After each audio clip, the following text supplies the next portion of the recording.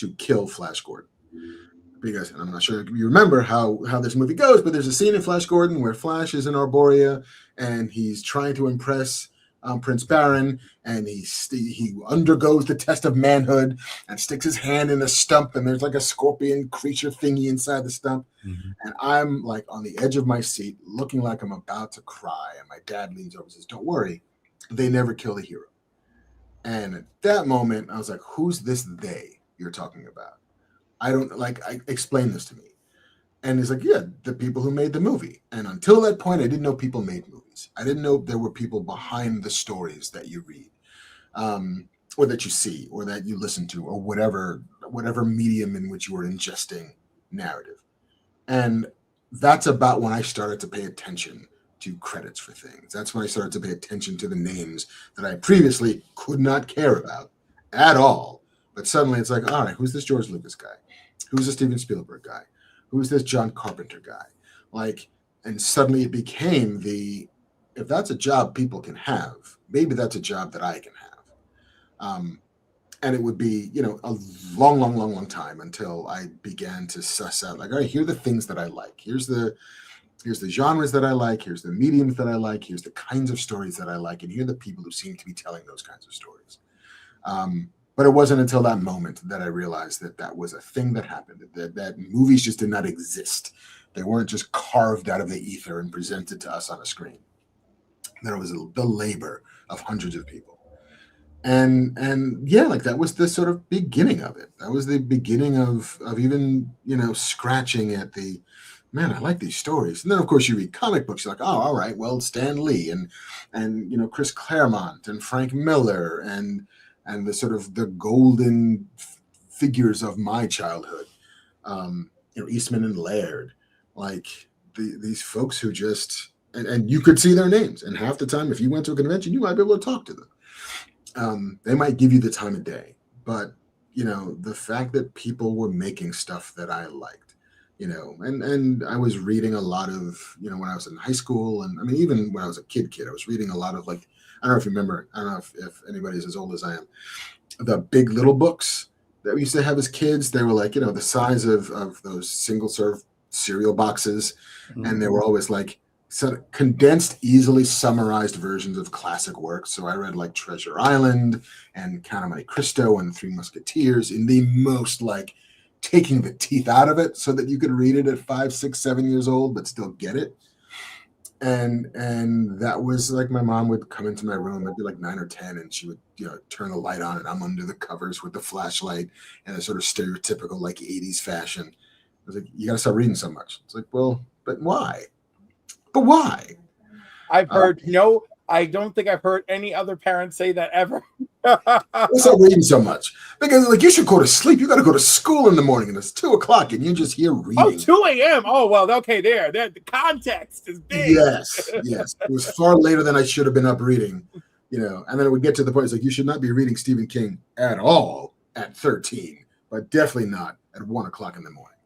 I read Stephen King at 13, but not at 1:00 in the morning. Even I gave myself a Stephen King cutoff. I would cut if I was reading Pet Sematary, which was, it still scars me to this day. I would cut it off around 10 o'clock, and then Highlander the series would come on at like 11 or 12. But anyhow, like if I stayed up late enough, Highlander put me to sleep. And that was it. I feel like I have a fair number of friends who kind of all do this work, and all of us have we all read Stephen King too young, and it broke us in the perfect way that now this is what we do for a living. Because, there is something to be said for being exposed to a thing you shouldn't potentially be exposed to. Right. But yeah. Now, Mark, you said that you're absorbing all the creators now when you're a young child. But was there a particular comic, character book, or movie that really was like, okay, I need to start writing these stories? I was a massive Conan the Barbarian fan. It kind of still am. But I remember seeing the movie. My dad, again, in another like masterstroke of parental supervision, would bring me home the Savage Sword of Conan comic books that Marvel used to publish in like the big kind of digest size black and white books that did not even pretend to understand the comics code whatsoever, because it was just nothing but nudity and sex and violence, and which was the perfect entree. Like that was my first real comic book that I started to read. And there was one summer that I just spent all of it at the library and checking out every Conan the Barbarian book and just inhaling that stuff, which then kind of dovetailed with a beginning experience with Dungeons and Dragons. Like those two things felt very kind of hand in hand. Swords and sandals and magic and treasures, and that was awesome. But the first time I ever thought about writing something based on ingesting it was Star Trek: The Next Generation. I was in end of high school, beginning of college, I think, and The Next Generation was the TV show that I watched, like the only one with any regularity that I got down on. And I decided, all right, I'm going to write myself a Star Trek episode. I'm going to discover what the screenplay format is, which in like 1991 is not as easy as it is today. Like, basically it was me taking the Long Island Railroad into Manhattan, going by Washington Square Park, around where NYU was, and finding the guys who were selling scripts on like portable tables outside of the campus, and buying a bunch of like TV specs, and then like, can I buy the script for the Terminator? Yes, you can. Can I buy the script for Raiders of the Lost Ark? Yes, you can. Can I buy the script for Aliens? Yes, you can. The bootleg script dealers outside of NYU's film school was my library for getting my hands on scripts. And so I wrote one. I was like, I feel like I know the show pretty well. I have a sense of kind of the structure just from having inhaled at that point like 5 seasons of it. So I'm gonna write one and see what happens. I wrote one. I entered it in a writing competition and I won that writing competition. But that is a different story for another time. But Star Trek was the on-ramp into a larger world of maybe this is a thing that actually not just can I do, but I want to do. Well, that was great.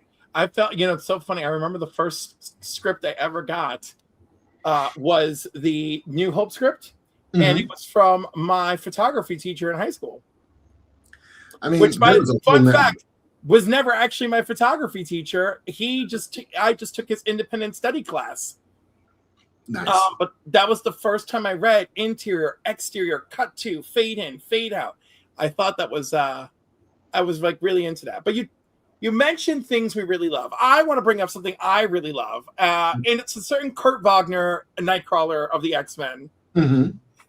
Your Nightcrawler origin issue revisits Kurt's circus upbringing, his first experiences with teleportation.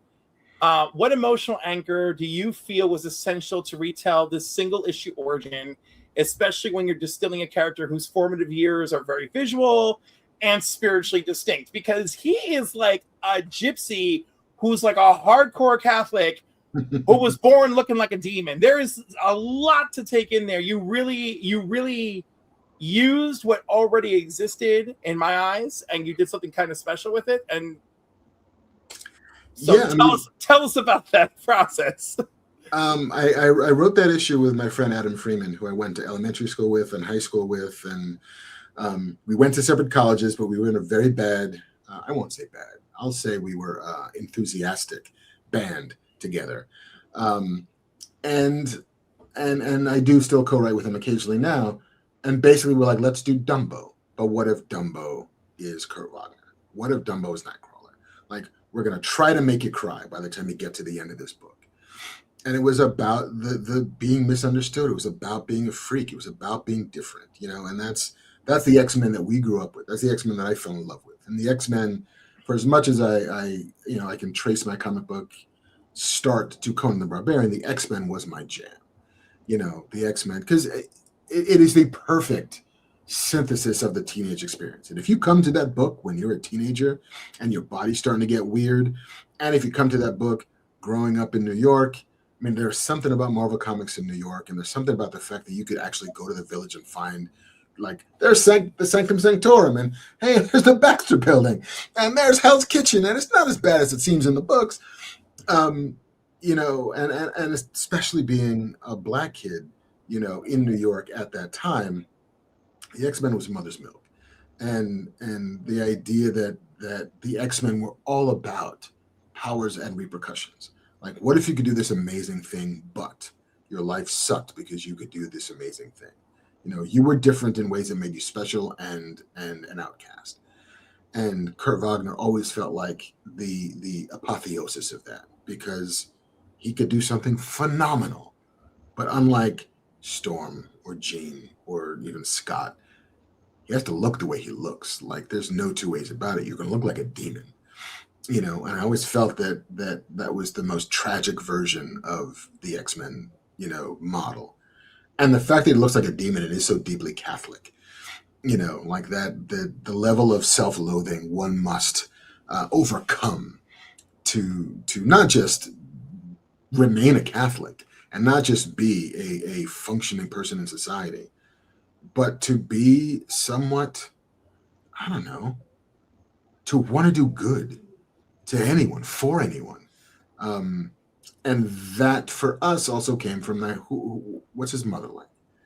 You know, mom has to be the source of, at the very least, the beginning of that path towards being heroic. You know, so what are the contexts with which he was born? What's the world he was born into? You know, a circus felt like a very, I mean, it's already in the origin, but it feels like the only safe place for somebody like that. You know, amongst people who are already outcasts and exiles from society, but who still built themselves a family and a world and support. You know, what would make him eventually choose to go to Xavier School? Well, because it's the only thing that recreates the youth that he had, which was acceptance and surrounded by people that the rest of the world would consider freaks. But yeah, man, we just want to do Dumbo. Like, we just want to make people cry. I think that was a great place. I think that was a great perspective to take it from. Right? is using, all right, Kurt is essentially Dumbo, and we know about the X-Men lore, and it's a beautiful story about identity and otherness in a way that I was not expecting in 2010 to just slap me in the face. So thank you. Thank you for that. Are there? Hey, Annika. By the way, I feel so bad. I have not really said hello to the chat. Garfong is here. Seabizzle's here. White Tiger Ruben, good to see you. Dr. Von Hoot from the UK, and also the Spiral Dimension. Nerdy Geek, thank you all. Dante's Game Room, thank you. Professional wrestler there. And we have quite the crowd. And of course, Joe from Anachronic Comics. So look at that. You've brought in a nice crowd this evening. Oh, welcome aboard. Yes. Beautiful. It's so good. Delving back into the comics, Cliff, and we're going to take Mark back to his childhood excitement with Star Wars, because he did a story in Darth Vader Black, White, and Red called The Endless Mercy, which follows Vader's relentless pursuit of a Jedi who keeps slipping away because a Force-sensitive child is unknowingly teleporting him to safety. What drew you to the idea of Vader being denied closure by something he can't see or control? Well, I'll tell you that is not a story that I wrote. Oh! Oh my God, I was lied to. You were lied to. I'm so sorry and embarrassed. That is one of the things you always want to not do on that show. Like yeah, no, all good. I wrote a story called Diplomatic Immunity. Or was it Impunity? I think it was Impunity. I can't even remember the name of it anymore. But it was about Vader going on a mission with a very young lieutenant down to this planet to quell what they assumed was going to be an uprising. But over the course of the story, you discover that this young lieutenant had been a mole for the Resistance, and Vader knew it. And the end of this path on this planet was to this young lieutenant's family, where Vader explained to her, you can, basically you have to choose. Either I walk in that door and I kill everybody in that room, or you become a double agent from me and you feed what I want the Resistance to know. Because the Resistance is necessary. I like that there's a Resistance, but I need to control the Resistance and to use them as a tool to manipulate. It's good for morale that there's a Resistance, and I will use every weapon at my disposal to help rule this galaxy for the Emperor. And so it's more Vader as the manipulator. It's Vader not so much as just this weapon of brute force, though he does do some cool brute force shit. It's more like, oh, I didn't know that he could be as cerebral as that he could be as manipulative as that, and that we could tell a story in 10 pages that still kind of brought you through and presented as one thing, pivoted, and then became something else even scarier on the other side of it. It was a blast to do, but it was the first time that I'd come up against Lucasfilm's story group and the things that they will let you do and not let you do in Star Wars. And the thing that was funny, because there's a sequence where they're walking on this planet and they're approaching what seems to be like a bombed out village, and there's clearly some members of a nascent rebel group up in the hills, and they start firing down on Vader. And so I wanted Vader to catch a laser bolt, a blaster fire in midair, pivot it, spin it around, and then release it back to where it came from. That's great. And Lucasfilm was like, nope, can't do that. I was like, what do you mean you can't do that? And they said, well, I was like, Kylo Ren could friggin' catch a blaster in midair. What do you mean he can't do that? It's like, Vader doesn't have that level of control. He was poorly taught, but he has power.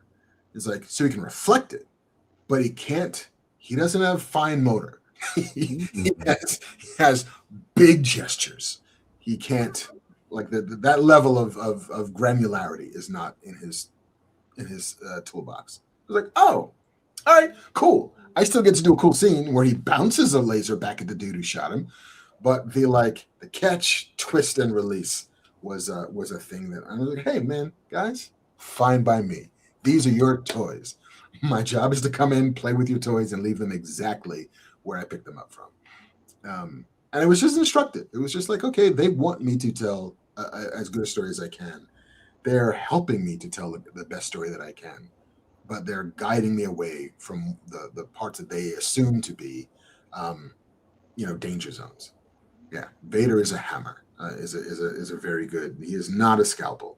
He is not a screwdriver. He's a hammer. Let me whack this into shape.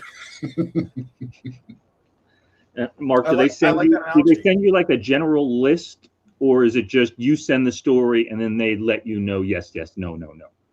I mean, the way the process worked is that like Marvel began hey, are you interested in maybe writing a Vader story? It's like, absolutely. Send us like 5 or 6 ideas. So I did. And by ideas, it's like 3 or 4 sentences, like not very much at all. And they then choose the story to tell. And then once I send in my script, then it goes to Lucasfilm. And then they say, okay, this is fine. This is fine. Here's reference for this that you can use. Here's, stills from previous comic books, from movies, from reference, works to make sure, especially for the artist, that everything makes sense. This planet, like we're saying that it's an outer rim planet. Here's here's where it could be. If you want to just pick a star system, all of that stuff is great. But it was only once you come up against a thing that violates canon did they step in and say, oh, well, you know what? Can't do that, but you could do this, which is the best version of that kind of thing that I like. So I'm not just like grasping straws where they're helping, like, well, no, you can't order that off the menu. We're out of that. Here's 4 other things that you might choose from that I think you'll like that as well. So they were very, very helpful because they want it to be a good story. They don't want you to fail. They just want to guide you to a victory that they can stand behind. I really love that. And I've always been a fan of stories behind the stories where pressure makes the diamond.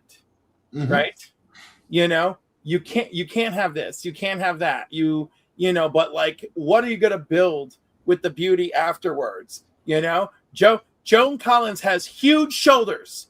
What are you gonna do? And and her freaking dress designer rose to every challenge, and he made shoulders a thing. Yeah. I mean, there's a great, I think the quote gets attributed to Hitchcock, and I'm sure he would attribute it to somebody else. But the quote goes something like, "The absence of limitations is the enemy of art." And the idea that you actually need to have the things you can't do. You need to have the nose, the edges of the box that you have to struggle against. And I think that so many of the movies that I love, because again, I was born in 1971, came of age in the 1980s, and all the movies that I loved were movies that were somewhat low budget genre movies. Like I love The Terminator, I love The Road Warrior, I love Mad Max. I love Hardware. I love, Evil Dead and Evil Dead 2. Like I love these things that had to succeed on the page in ways that made sense, and then they couldn't show you what they couldn't show you, and then you make a virtue of the fact that you can't see what that thing is. I mean, Jaws only works because the shark doesn't work, and so like, all right, we got to make you scared of the thing you can't see, and that is somewhat more petrifying than just shark work great. You see it in every frame. Like, well, now we just see the shark. I'm not afraid of the thing I can see. That's what the ocean's all about. Well, they have so much build up, the shark attacks, etc. There's a lot of stuff. I actually feel like there's a time where those things work. It usually works really well with Gothic horror. It's the slow buildup of the environment frightening you. But you've answered most of my follow-up question. But here it is anyway, because I want to know how this fits outside of Star Wars, because you just gave us some great details about the Star Wars process. You've written Nightcrawler, you've written Darth Vader, you've written Mace Windu, and these are all characters that are wrestling with questions of identity, wrestling with morality, and wrestling what it means to live up to the ideals that they've embraced. So when you're handed these characters that have decades of established mythology behind them, how do you find the part of the character that's going to fit what you're going to explore? That's a good question. And I think that for me, writing a thing at this point has to say a thing, right? Like there's no point in spending the time and the energy and the resources to just write, something. I'm not going to say forgettable is the wrong word, but something that doesn't take advantage, doesn't earn the eyeballs of the audience that you're trying to get. And so, like writing Mace Windu, the question for me was, all right, what can I say about Mace Windu? What can I say about the Jedi that, not to say it hasn't been said before, but that would mean something to me, and part of that was, can I do young Mace Windu?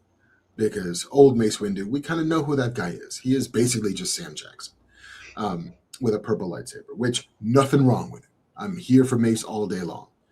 But young Mace Windu, the idealistic Mace Windu, the one who still believes desperately in what the Jedi mean, and the sort of the carnal sin, the original sin of the Jedi, is that they're a child soldier army. That's what they do. Like, they go around the galaxy, and by hook or by crook, they take children from their parents and enroll them in a religious army. Which isn't that great? Star Wars barely examines the fact that that's exactly what the Jedi are. But I wanted to tell a story in which the devotee is confronted by somebody not of that faith, who can then kind of look at what it is and maybe poke holes in it, and maybe not convert Mace Windu into any other path, because he's got to be who he's going to be, but opens his eyes just a little bit to the world that he's already given himself to. And that felt like a thing worth saying. Not to completely embrace the now more than ever, but now more than ever, that felt like a thing worth saying. I wrote an issue of Spider-Man, Peter Parker, the Amazing Shutterbug, which was a tie-in to this like King in Black storyline that they were doing. It was basically, what if Peter never gets bit by a spider? And I was like, okay, now I can find my way through that. Who would Peter Parker have been if there was not, if he was not Spider-Man? And then what I wanted to talk about, though, was about the anger that you feel if you think your life was meant for something that never materializes into that, like, and how that anger, how that futility, how that rage can be so easily perverted into something not great. And how in this story, Uncle Ben is the one who gets to tell him that, like, come on, man, I see where you're going, Peter. I see you spent all this time online. You spent all this time, like, lost in a world that is not this one, angry at the world, at the life you don't have. And I was like, you know what? That's a story that I think now more than ever I want to talk about. Sort of the rage of futility of young men, and how Peter Parker would have been that kid if he had not been bitten by a spider and found his calling. And what do you do if you don't find your calling? You got to make one. You got to decide to do something. I feel like that story needs to be told for every generation as I look literally out my window. Yeah, I mean, and so for me, it's like, what's the story that I want to tell? What story makes sense with this character? And then how can I still make it do what the story should do?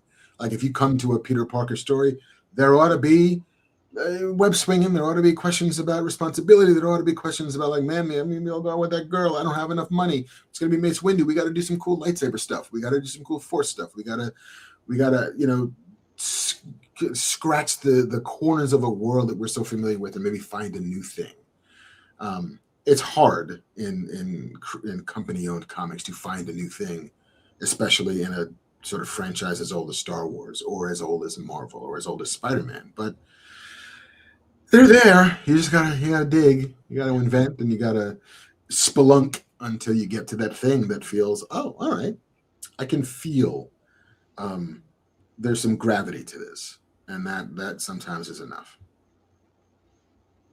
I love that. And there's always something that draws you, right? Because sometimes it's a gravity, sometimes it's what kind of fun can I have with this character? Like I found some artists, they didn't have a particular message, but they wanted the character they were focused on to be subversive, like, and I just, anyhow, I'm being overly sentimental because I've watched way too much stuff in the last 24 hours about Dolly Parton and working with Dolly Parton. as have we all, my friend. All right, as have we all. But I don't know if you've noticed that there's a lot of people who work with her who loved that she chose subversive characters to play. And then, of course, I had some people who were writers in the stuff that I was watching reflecting on that. And like, it just blew my mind just how different ways people will come to something. And then it becomes greater than the thing that they came to at the beginning. And it's beautiful, right? Something which I feel you've accomplished with several of your stories. I'm giving Nightcrawler a lot of credit here. Yeah, I mean, it's the older I get, the more I realize what a gift it is to be able to tell stories. What a gift it is to be able to interface with an audience and to kind of walk in the world a little bit and have your stories lead the way. And if that's going to be the case, then those stories should be a little bit more than merely diversionary. Not that there's anything wrong with diversions, because now more than ever, I think we all could use something to distract ourselves from the world around us. And so like, hey man, just take me away. Calgon, take me away for half an hour while I read this 22-page comic book, or watch this 45-minute long, episode of TV, or watch this miniseries or whatever it is. But broccoli can have cheese on it too. Like it can be both good for you and delicious. 100%. Which brings me to Spider-Man, A Meal to Die For. I want you to know that I literally went back and picked up this book just because I knew you were associated. I was just like, my comic book wallet does not have room. I just bypassed it, but I went back for you. And talk about having fun. It is slapstick, danger, flying appliances, illusionary traps, crazy dinner date gone sideways. And of course the artist as well, whose name is escaping me, forgive me. But together you tell a story that has comedy and tension, and at the same time, when I was done reading it, it was unmistakably a Spider-Man adventure. So, like, I don't know how you came to that, but somehow you did. And how do you make it feel like Spider-Man? We've got so much going on.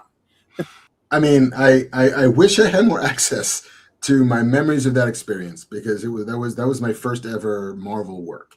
Was writing. It was a digital comic that existed only because it was a tie-in with Top Chef, because the chef that's in that book was one of the Top Chef contestants that season. So what I read was they plopped it into that oversized. Okay, all right. So it was longer ago than I am aware of. All right. Yeah, and so but the brief was, can you write a Spider-Man story that also features a Top Chef chef, in which like crazy things happen when Pete is out on a first date. I was like, yeah, I think I could do that. And like the chefiness of it didn't particularly matter. It was more like, here's a guy who really just wants to go out with this girl, really wants to put his best foot forward, really wants to dazzle her, but the other half of his life keeps crashing into it. And like, wouldn't it be great if he could just go out on a date with this girl and like impress her with the nothing burger that is Peter Parker if he's not actually Spider-Man? And that Spider-Man actually kind of saves the day a little bit because this date was not going well for him. Like, it's kind of classic Spider-Man-y stuff. And just the getting to write bad jokes. Dad jokes before I was a dad was kind of a hoot. But like, yeah, man, it's Spider-Man. Like, getting to write a Spider-Man is bananas. I always find myself kind of poking, the like, come on, man, wake up. They're letting you write Batman. Hey, man, wake up. They're letting you write Spider-Man. They'll let you write, Mace Windu. They're letting you in Star Wars. How are they letting you in Star Wars? Shh, don't ask. Just do the thing. Don't mess it up. is my response every time somebody's like, hey, man, you're going to write a Batman? You're going to let me write a Batman? Can he do Batman stuff? Yeah, let's do Batman stuff. Is there a car? There's absolutely a car. Great. What about Alfred? Totally. You can also have Papa Midnight. I can have Papa Midnight. Shut up. Papa Midnight. Yes. Oh yeah, we're gonna talk about that. Did you write for the Amazon series? I did. I wrote an episode. Did you write the episode with the ghost and Papa Midnight? Is that what I'm hearing? Gentleman Ghost. Yes. Oh my God. I love that. Rich, I'm sorry. I love that episode so much. It is so good. And I love that Batman is so pissed that he's fighting a supernatural entity. And I love it, Cliff, you're jumping ahead to animation. We didn't finish the comic books yet. I don't care. This is too important. It's Batman and Papa Midnight. And Papa Midnight was not a character that I had on the bingo card, No. And that was a very refreshing episode. It truly was. So bravo. And there are things people do not like about that series, and it's keeping them away from that series. And I got to tell people, get over yourselves. I'm sorry Harley Quinn came before the Joker. I'm sorry the Joker isn't the maniac that you want him to be. And I'm sorry that Penguin is a woman named Penguin, Oswalda Cobblepot. Sorry for all of these things, but there's such a great show there. I have a lot of arguments with people online about this. Such a great show. I love the Gentleman Ghost episode to no end. And it's many of the things we discussed tonight. You embodied it in that episode. So, like, you should win freaking Emmys. I want Emmys for that episode for everybody. I want the acting, directing, animation, everything.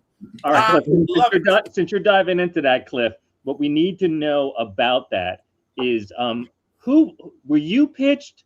Did they pitch you? How much of that was Bruce Timm? How much of that was you? All of it is Ed Brubaker. Like I had gotten to be friends with Ed, sort of both covering comics and then starting to write comics. And then the comics community is small enough and incestuous enough. And he had been on the podcast once or twice. And so he literally just texted me. He's like, hey, man, you want to write Batman? And I said, I make it a policy never to say no if somebody asks me if I want to write Batman. And he's like, they had a writer's room for season 1 of that show that he was running with Bruce Timm. The 2 writers who were in it, who had come up with the initial 3 or 4 paragraphs for the Gentleman Ghost episode, had then bounced off to go do like Poker Face or something fabulous. And it's like, hey man, we just need somebody to come in and write this episode. So it was a freelance script.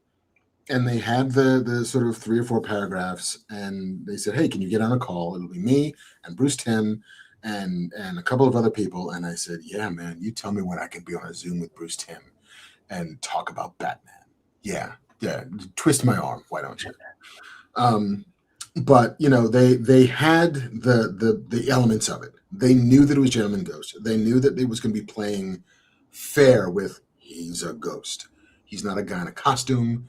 And the crux of the episode was, what does Batman do when faced with the impossible? At least according to him, impossible. And then they said, hey, you can have Papa Midnight if you want him. And I said, why would I not want Papa Midnight? If we're talking about the supernatural, then give me Papa Midnight. Right, because they could have given you Zatanna, they could have given you Constantine, they could have given you Madame Xanadu, which, by the way, I would have had no misgivings about Madame Xanadu. Any of the above would have been Top of Midnight was awesome. But the thing again that I wanted to talk about was, income inequality. I wanted to talk about, kind of race and class in Gotham. What Warner Brothers didn't want to talk about was race in Gotham. But they were fine talking about class in Gotham. Turns out those two things are relatively inexplicably intertwined, inextricably intertwined, which is fine. But it got to be about a thing, and it got to be about, we got to talk about what Gotham used to be. We got to talk about the elite class of Gotham and how awful they were. But more importantly, we got to talk about the fact that Bruce Wayne loves Alfred, but will never, ever, ever tell him. And to push Bruce, to push Batman to the place in which he has to admit his love for Alfred, and then almost immediately recant that love because he can't quite get there. Well, there is, and I didn't do it much in season 2, but the final episode of season 1, he calls him Alfred. Yeah. And I felt like, okay, well, here's our stepping stone. And then season 2, he went back to Pennyworth, and I'm like, oh, now we're backpedaling for season 2. I was like, step it up, you guys. It's so, oh my God, I'm so out of my mind not knowing which episodes you wrote, because season 2, the one that stole my heart was young, oh my God, a Catgirl Robin from Dark Knight Returns. Oh, Carrie. Right, young Carrie playing Grey Ghost for the evening. That was so good. And but you stole my heart with the freaking Gentleman Ghost episode. I was like, all I was waiting for was for Hawkman to show up and be like, hey, I know this dude. Yeah, I didn't get to come back for season 2. And I cannot remember. Call him for season 3. Yeah, I think I might have been doing, yeah, that's what it was. I was doing Green Hornet with Kevin that nobody will ever see. But we wrote a whole season of Green Hornet. I mean, the scripts are somewhere. I don't even know where they are. But I was on that gig and I couldn't go back for season 2, which does pain me. I mean, and so much of TV is that way, is that it's timing. It's luck and it's timing and it's availability. And there are shows that I had to choose one over the other because, every now and again I have the luxury of choice. There are times where I was just unavailable to do a thing that I very much wanted to do. And this was one of those times. Gotcha. But I feel like we're skipping ahead. I've just blown a hole in your very carefully meticulated plan. No, you didn't actually. No worries, it was like worries. a wormhole. It was a lot of fun to mix it up. But you made a wormhole to my next question. To my next question. No, it's my next question. All right. Because I want to ask this question. Because time is of the essence. You got plenty of questions still to ask. Anansi Boys. Yes.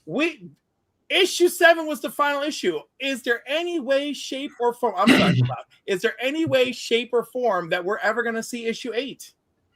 That is a question above my pay grade. Oh, that's painful. I mean, I wrote 15 issues of it before we pulled the plug. I think art had been done on 11 issues. And I remain incredibly proud of that. As you should. It was not the easiest adaptation to do because so much of prose is interior. There's a fair amount of research to do, especially for the artists, for Sean Martinborough and Chris Sotomayor, who was the colorist, who did phenomenal work.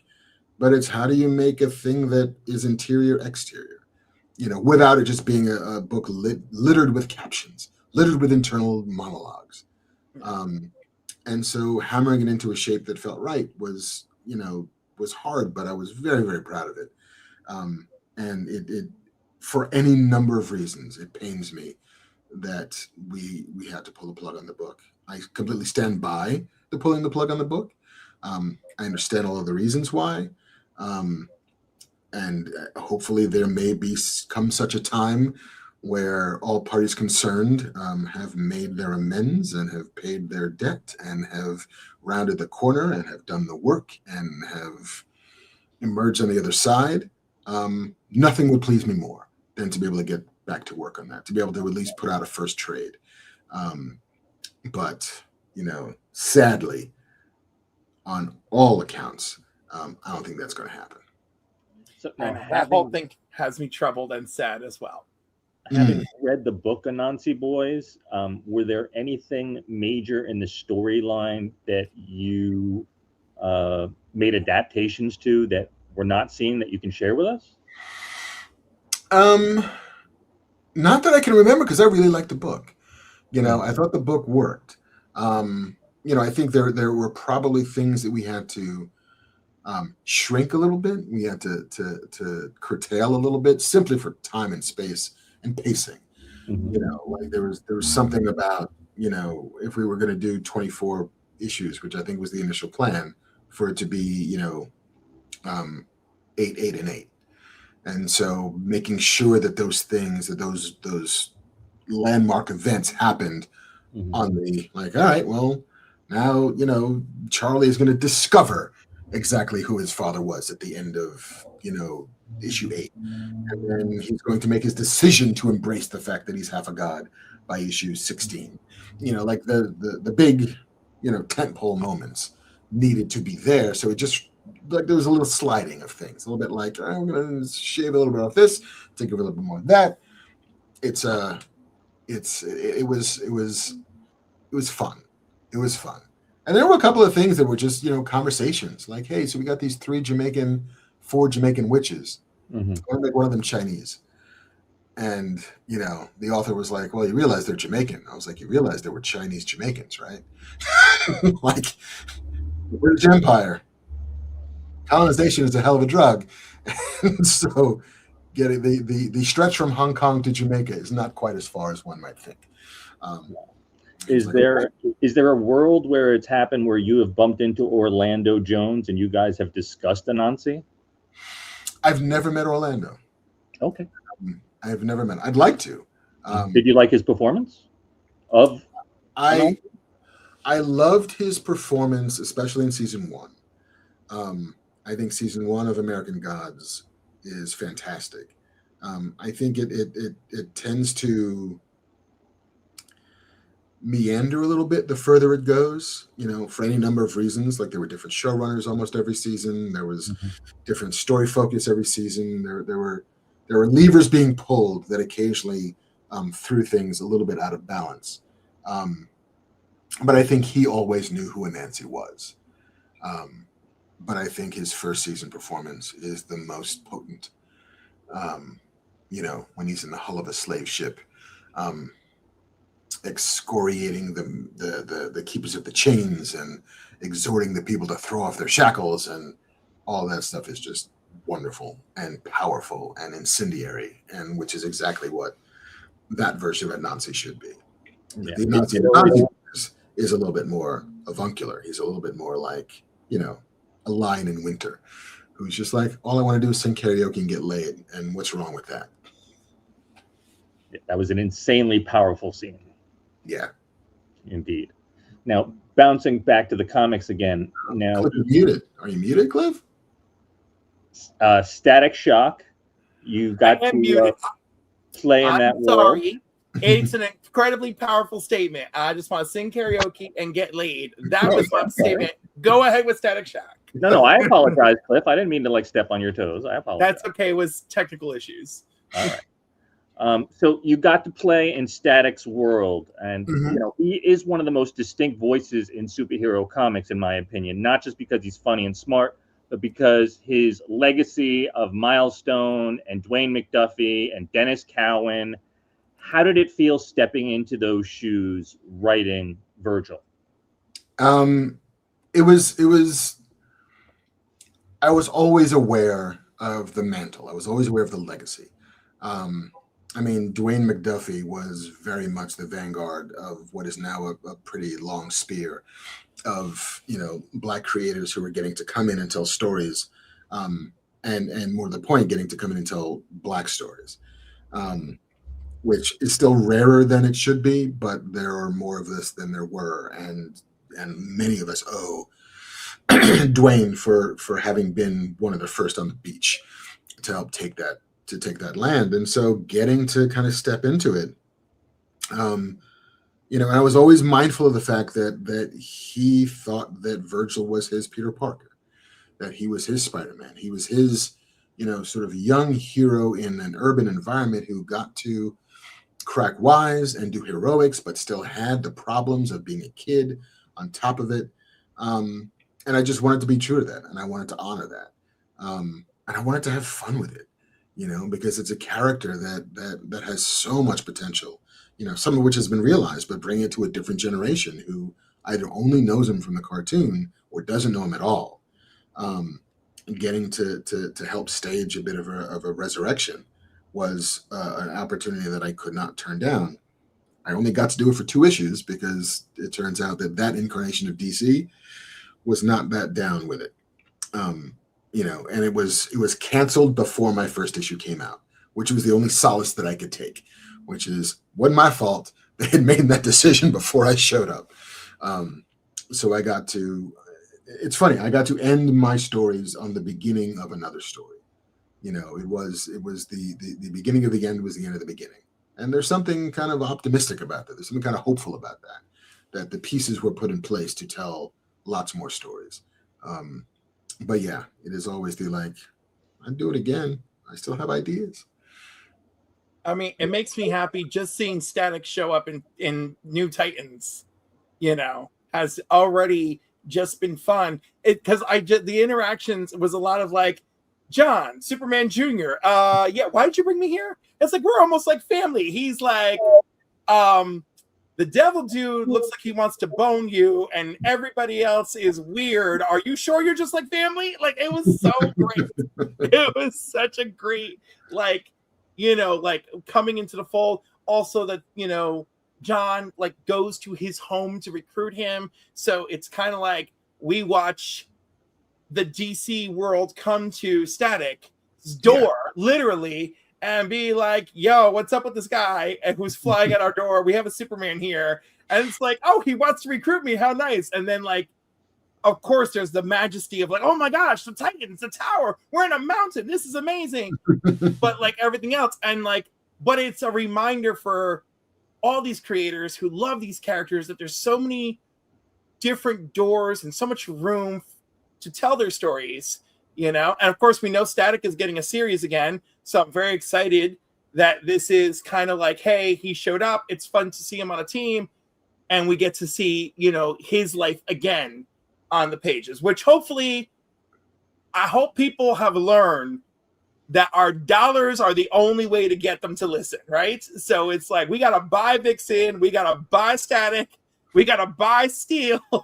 100%, you know, and I mean, I only got to meet Dwayne once, and I had to apologize for ripping off his Damage Control for another book that I'd written called Monster Attack Network. And that's what I was like, hey man, I just want to apologize. I completely lifted the idea for that for my comic book. He's like, that's all right. That's what's supposed to happen. You're supposed to be inspired by a thing that you read to write your own thing. That's the chain we're all supposed to be links in. I was like, thank you, Dwayne McDuffie. You're the best. And then, you know, I never got to see him again, sadly. But he was great. The things he did with Justice League Unlimited and Ben 10, everybody. Ben 10, Dwayne McDuffie, and never forget. It's really incredible. And like I have some younger friends and even friends my age who are like, oh, I was watching the original Ben 10 with my kids. It's actually pretty good. I was like, yeah, Dwayne McDuffie. Yes. So, you know, Joe Casey and like all those Man of Action guys, like they're all real smart. And Dwayne McDuffie, pretty good at this writing thing. Yeah. Really wonderful. Rich, is it safe that we get into animation talk now that I already broke that wall down? Well, yeah, if you want to jump on it, I got 2 more comics, but it's all good. We could shift it around. I mean, let's go. We got all that. So no, we don't have all night. That's why I have the internal pressure. We No, don't have this all is night. way We more have- important than that of the show. So yeah. No, of course you're more important, but like I'm a man of my word and commitment, and Dolly's ghost is all over influencing me. I got issues today. I can't get into all things Eyes of Wakanda, but we are going to touch on one of them for sure. But I do want to touch on Masters of the Universe Revelation. Mm-hmm. Because like I feel like that was a big thing to come to, right? And Kevin really had a vision for what it was going to be, and then reception was very murky, and then we had Revolution, which felt very Revolution like because it really reset the stage.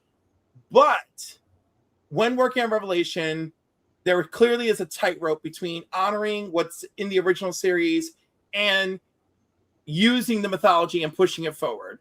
So when you're writing in this world of Eternia, like what was, and again, Kevin may have influenced this, but what were the elements of like, we're going to preserve this and versus we'll be changing this for the modern audience, Like one thing I noticed was like that one classic episode with Tila and Evelyn in the desert, like that is mentioned, where like they're alone and they had to like team up, and Tila's kind of like, Evelyn, why are you like always a bad guy if we can work together? Like, so that as a kid, it's always a fun episode, but now as an adult, we're revisiting it. It's a little more serious. And of course, now we're revisiting like who Evelyn is in that arc of the series. As we're learning about Tila, learning about everything rolled into that.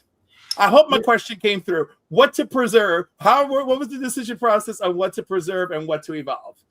I mean, we worked very closely with Mattel, but everybody from Kevin to Ted Biaselli at Netflix to Rob Davis at Mattel were like, the old cartoon is canon. Like, let's all just pretend that that's all still there, and let's treat this like it's Shakespeare. Like, let's treat it like it's heightened narrative about outsized characters in a fantastical world. There's no reason it can't feel that way. And so, and the decision, and it was a decision that was made from the jump that everybody embraced, knowing full well that with 2 seasons, like we wanted to make sure that Adam was always a character on the show, but you can define a character through absence as much as you can through presence. And so he was the most important person in Eternia, and what happens when he's gone. And that still is an incredibly interesting story and a great question to ask. Like what happens when the keystone, and it's everybody has this experience of, in a group of friends, there's the one friend that holds them all together. And then if you all go out and that one friend isn't there, it's super weird and awkward, and you don't know what to talk about. And it gets like weirdly like, why are we here? We needed John. And without John, we are just a collection of people who don't really know each other. But John made it all work. And we wanted that to be Adam. And so, like, I always feel like internet reception is one thing. It is always about the vocal minority who can shout the loudest. There are people who didn't like it, and that's also fine. There are people who loved it, and that's also fine. But I think we're all very, very proud of it because we got to tell stories. I got to tell the Man-at-Arms story as the most dangerous man in Eternia. But what happens if you feel like you failed? What happens if you think you betrayed the cause? What do you do with yourself if the reason you thought you had to exist is gone? And I thought that was an interesting question to ask, and then I got to write jokes for Skeletor, which, Mark friggin' Hamill, and like a dumb joke that was on the script in the first draft that survives all the way until I hear it in the trailer, like spoken by Mark Hamill, giving his most Mark Hamilliness. It's dreamy. It's dreamy. And I remember telling Kevin very early on, I was like, you know what, man? I was not a He-Man kid.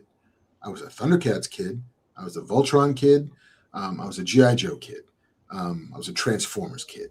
But for whatever reason, Master of the Universe kind of passed me by. I mean, I'm familiar with it. I watched my share of it, but it was not mother's milk for me the way it was for other people.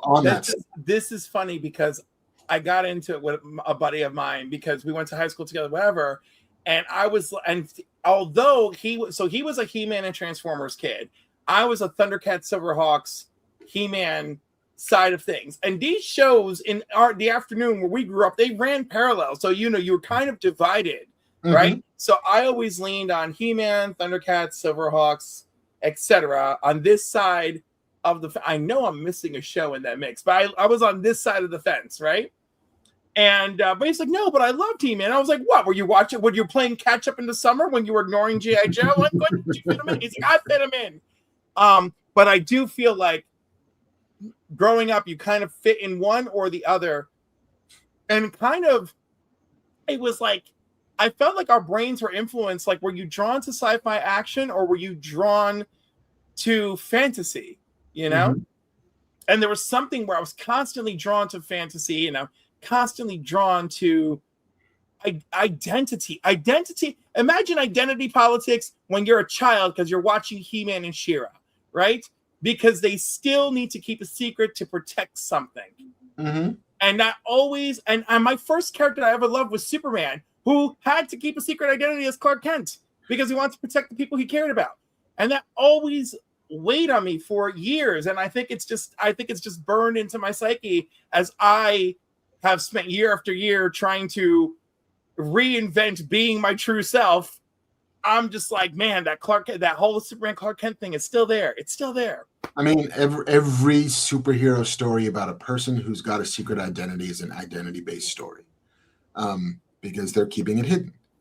Like so much of our, not just superheroic, but heroic narratives are about you have to conceal the person you are to keep the people you love safe, to keep yourself safe, to be able to do what you do in the world. Like, we're vigilante stories and like, oh no, the cops will come in and they're going to figure out who I am. Like, and it is incredibly potent. And then to pretend that it isn't, to pretend that we all haven't been, taught by our stories since youth that identity is an important thing, not just occasionally keeping it hidden, but also knowing who you are underneath the mask is vital. And when you get to then tell stories that explore that stuff, when you get to tell stories like Watchmen, when you get to tell stories like Damon Lindelof's version of Watchmen, where who is under that mask becomes an incredibly layered story of awakening and subversion and sublimation, like all of that stuff. Like, these are the stories we love because these are the stories that say the most about us as a species. And Watchmen's so incredibly well crafted. I want to shout out Dr. Von Hoot here. Revelation was superb, in my opinion. Man at Arms was everything I wanted him to be. And of course, and added to that, DVH is someone who does wear masks when he appears online. So he knows a lot about having to have that dual identity. Also, Nerdy Geek wants to shout out Voltron, as is rightfully so. Hell yeah. I wonder if that's an age thing, Mark, because you and I are the same age, because all those stories of Star Wars and Buck Rogers, I'm like, yeah, that's exactly what I experienced when I was a little kid. But I think He-Man was like, kids were a little bit younger for He-Man. Yeah, I mean, most of the stories that we watched in like the 70s and especially cresting into the early 80s were stories for story's sake. Masters and Transformers and G.I. Joe were stories invented to sell toys. And who buys toys? Kids buy toys. And so, they could smuggle in some somewhat advanced, complex narratives, but the goal was not entertainment. The goal was commerce. And even as we come to it now, trying to embrace what those stories were, and not even to say modernize them, but just be true to them, but also kind of update them and recontextualize them for a different audience. We don't have to sell toys, but we can make the selling of toys a little bit more dramatic. Absolutely. Absolutely. Now, you did a really personal comic book story. It was Adora and the Distance. Now, her world seems to be vibrant, dangerous, and imaginative, yet the story for me, felt like it ultimately revealed that's the reflection of how she processes her inner landscape. When you're building that fantasy, what guides your choices in making it feel personal and still epic at the same time? Well, I mean, A Door in the Distance it's a story that has two very distinct layers to it. You know, the surface layer is it's a quest narrative about a girl in a port city who discovers that her town is going to be threatened by this mysterious force called the Distance. And so she and a bunch of knights have to go off and find the truth of what the Distance is and somehow defeat it to save everybody that she knows and loves. And then the other layer is that it's the story of the interior life that an autistic child has, and the journey that she is taking through therapies and treatments and interventions to better engage with the quote unquote real world. Mm-hmm. And because it is very much influenced by my own raising a special needs child, you know, the version of fantasy, like I never had any real desire to write the kind of memoir about raising a kid on the spectrum. So when I decided I was going to write about it, it was like, I'm going to do like Lord of the Rings. I'm going to do like a big quest with knights and dragons and pirates and ninjas. Ninjas are cool, right? It's making it the kind of adventure that I've always imagined my daughter is living in every day. Inspired very much by the things that she continues to engage with, which is like the Wiggles and Elmo and Dora the Explorer and stuff like that. And so that was the impetus. That's what helped me kind of find the edges of that world and, you know, help me draw the corners of those boxes. And just understanding that it was going to be, you know, a complex story made simple, because I wanted anybody who wanted to be able to read it. You know, I wanted children to be able to engage with it. I wanted adults to be able to engage with it. So it had to do the thing that sort of, you know, it had to try to do the thing that great stories can be, which is be for everybody. And that different audiences can come to it and get different things out of it. You know, like that was always my experience with like Looney Tunes. I was like, I'm laughing because that rabbit hit that duck in the face with a hammer. And my parents are laughing because it's also a Scarface reference. Also, there's like labor politics going on. Like, why are these two guys punching in and punching out? Is it's duck season, rabbit season? Like, and so finding ways to add those layers and make it accessible was the task that I set for myself. Was that, as well as telling a story, was that therapeutic for you? You know, the telling of that story took so long to do. Like, it was about 10 years from first kernel of an idea to like book in my hands. And so the therapeutic nature of it evolved over time, I think. Okay. You know, it definitely, I'm not going to say that it didn't make anything better or worse. But over that time, I have processed it differently. The therapeutic value that I get out of it now is when I engage with people in the world who read the book and feel seen by it, you know, and who explain to me what it means to them to see themselves in a book. That is where my therapy comes from. That is where my real joy comes from, which is understanding that like a thing that I did mostly just for me means anything to anybody else.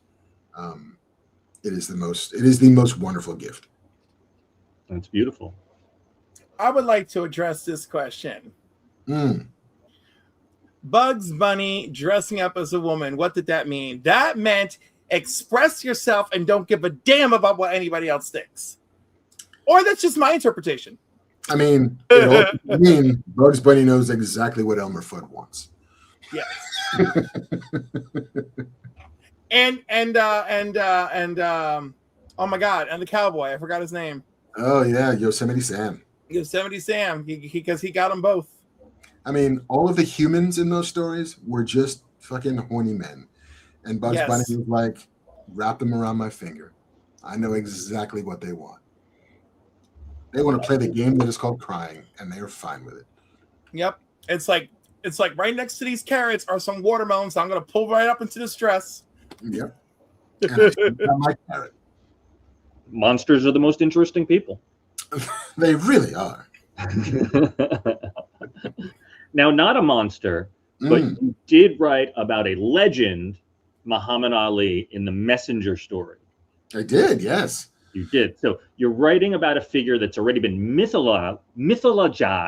There we go. Now I'm saying it. My mouth does work. In 100 different ways. He's an activist, an icon, a symbol. But when you approached Ali's story, what lens felt essential so that readers saw the human being inside the legend and understand why his impact reaches far beyond boxing?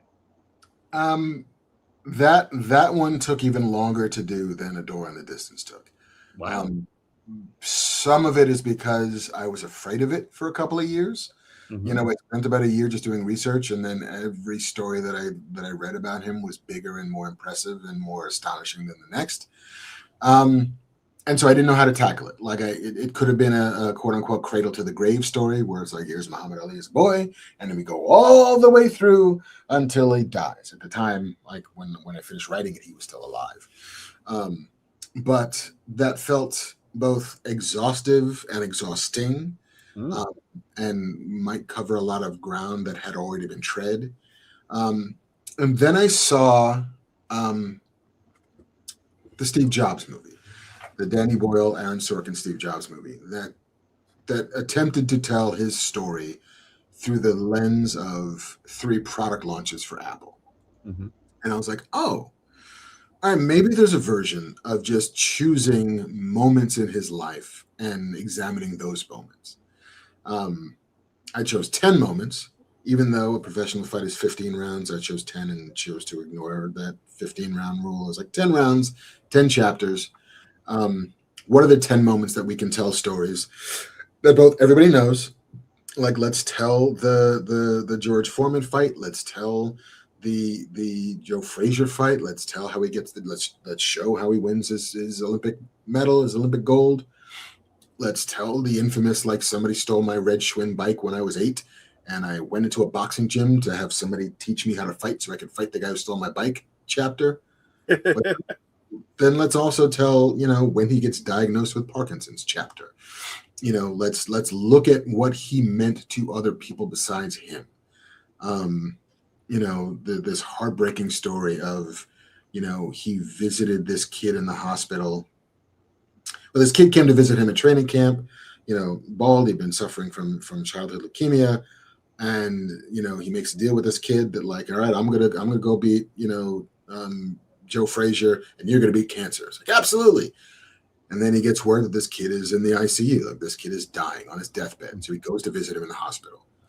And, this kid says, don't worry, champ. It's okay. I'm going to go see God. And I'm going to tell God that I know Muhammad Ali. Like, holy shit. All right. Fuck. That's got to be a chapter. Like, we're not punching anybody. We're not mouthing off to anybody. I just want to tell a story about what he meant to this kid. And probably one of 1,000 kids just like him.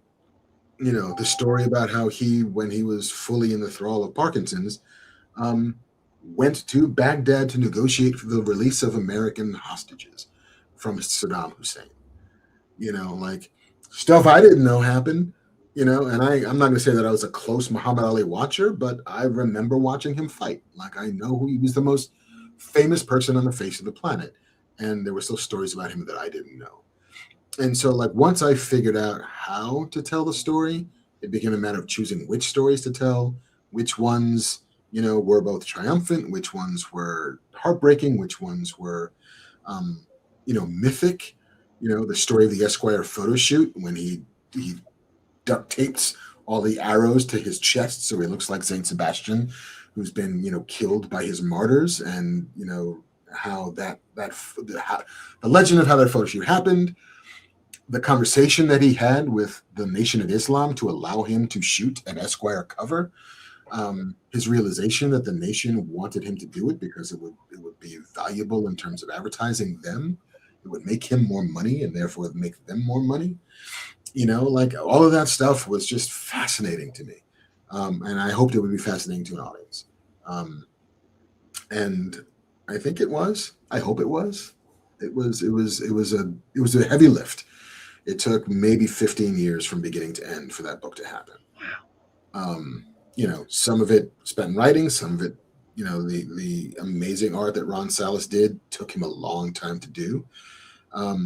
And book publishing is longer than comics publishing. It was about a year and a half after we finished the book before it came out. But even still, I'm so proud of that book. I'm so proud of that story and how we chose to tell that story. As you should be, and you're right. It was a heavy lift. Because when you're interpreting stories, there's always so many.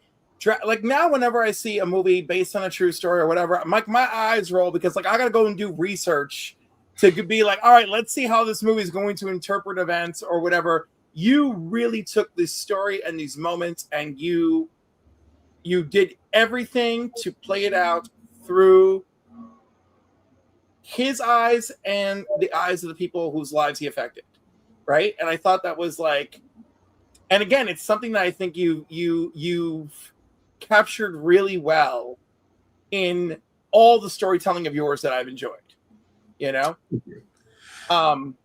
anyhow, that's just my two cents on it. Oh my God, it's the weirdest question that we're getting from the chat. All right, question: your first concert, your worst concert, and your best concert. I will preface this answer by saying that I'm not really a concert person. I have maybe I've been to a dozen of them ever. I feel like my first real concert was also my best concert. Was it? Yeah. I saw Prince at Radio City Music Hall. Ooh, that's a biggie. And that's a pretty big one, and I was an older person by that point. I was 23 years old, because I wasn't going as a teenager. That wasn't my thing. But I had a friend who bought tickets. He's like, "Let's go see Prince," and I said, "I will never say no to going to see Prince." And we sat in the back of the house, and he just tore it up. It was a phenomenal concert. Second to which was seeing the Foo Fighters at Madison Square Garden. Ooh. Mostly because I was working for Entertainment Weekly at the time, and I called in a favor. I was like, "Hey man," I spoke to the music editor. I was like, "I really want to see the Foo Fighters." And they're at Madison Square Garden, and he pulled some strings, and so we got to go. I'm going to sit in a press box for that concert. And the publicist for the Foo Fighters started telling me the story because the Foos are on stage. And it's like, "Hey, I want to introduce you to a friend of mine. This is my friend Matt. Matt's going to come on the stage. He's going to play a song with us." And the publicist told me Matt was a Make-A-Wish kid. And the wish was just to do sound check with the Foo Fighters. And they start playing Long Road to Ruin. And this kid was the drummer. And so Taylor is graciously is like, "Hey man, you play drums during the sound check. It'll be great." They play the song all the way through. And then Dave says, "You know what? That was fucking awesome. You're going to play the show." And so I knew this story. The crowd didn't know this story. That kid was not supposed to be on stage in Madison Square Garden in front of 50,000 people. And I'm bawling my eyes out watching this kid not just get the wish that he thought he was going to get, but then just the wish that every kid in the world ever wanted, whoever picked up two sticks, is to play Madison Square Garden with the biggest rock band in the world. That remains phenomenal for me. I don't know if I have a worse concert because I haven't gone to enough of them to really be like, that just sucked ass. But I did go to Roseland Ballroom probably 2002, 2003 to see Fiona Apple. And she bailed midway through the show because she seemed to have a nervous breakdown. And so she did 4 songs, got up, cursed at everybody, and left. And I was like, oh, all right. Well, I guess we're going home now because that didn't happen anymore. So noteworthy, newsworthy, not a great concert. Was that the concert where she crawled under the piano for a while? I feel like it was, but that was like the last time she performed live for like a decade because whatever happened. It says a lot. Yeah. All right. Follow-up question from the good old doctor is your favorite movie with ninja in the title? Would have to be Into the Ninja with Sho Kosugi. The first one, I feel like they made like a dozen of them because this was the 80s. And so once one thing worked, you made a lot of them. Yeah, I mean, I like Ninja Scroll quite a bit. American Ninja, no. Comic Cap Collectibles, no. Jeff Speakman. We got a big American Ninja subculture out there. I mean, hey, not for everybody. Enter the ninja. That sir. That was great. I applaud your taste on that one. It was very impactful. It was the first time I had seen Shuriken. It's the first time I'd ever seen any of that stuff. I was like, this is like magic. Is this real? Tell me about this. And then I like took a karate class and discovered that they were never going to teach me how to throw throwing stars. All right, Mark, Ice Pirates, yay or nay? Yay. I mean, I feel like it sits right next to me. If there's a great double feature to be had between like Big Trouble in Little China and Ice Pirates. Okay. As like the daffiest, most masculinely dumb movies. Big Trouble's a better film, but I do have some love for Ice Pirates because it's just so stupid. Question from Nerdy Geek. Mark, are you reading any DC Absolute Universe, or what are you currently reading? I'm reading Absolute Batman and loving it. The secret, maybe not so secret because it's selling out everywhere it goes, but the Absolute Green Arrow stuff is awesome. I love it. Yo, I low-key suspect Absolute Green Arrow is the Spectre of that world. I'm trying not to theorize. I'm trying to just let it wash over me as I want it to. But I got two hot takes. One, no matter what, I feel like he's a supernatural threat at this point, right? And then the other is this is the best Dinah Lance book I've read in ages. Either of those would be wonderful. Yeah. But I think it goes to show that there is a way to reinterpret these characters that does not abandon what felt essential to who they were, but can still find ways to just breathe new life. It's the only way really to make these things, and reinterpretation is the key to longevity. It's one of the reasons why I have some fear about the Star Wars universe ultimately continuing to be healthy, because stories require interpretation generationally. Like, it's why you can have a dozen Doctors. It's why you can have, 8 James Bonds. It's why you can have 7 Batmen, because every generation gets their version of it that changes it, that updates it, that plays fair with what this generation wants it and needs it to feel like. The fact that Star Wars refuses to allow reinterpretation, that the story is the story is the story, and all of it is canon and none of it can be changed, feels like a very, very slow suffocation. At some point, they will have to give me a new Luke Skywalker. They will have to give me a new Princess Leia. They tried to give me a new Han. They tried to give us a new Han. They did. I feel like the problem was it came right on the heels of seeing the other guy back as Han. Like, you got to make a choice. You can't actually reinterpret and give me the classic at the same time. Very, very true. Follow-up question by DVH. If you were to do an Absolute book, which character would you make Absolute and how? Well, DVH, I will tell you. The first step, write me a check. Second step is buy the book. That would happen. Okay, let's just shrink it to, if someone's like, I am going to pay you pick a character to do Absolute, who would you pick?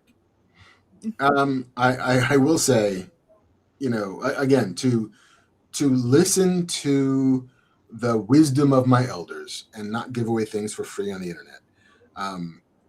I will say that I have a fondness for Jonah Hex.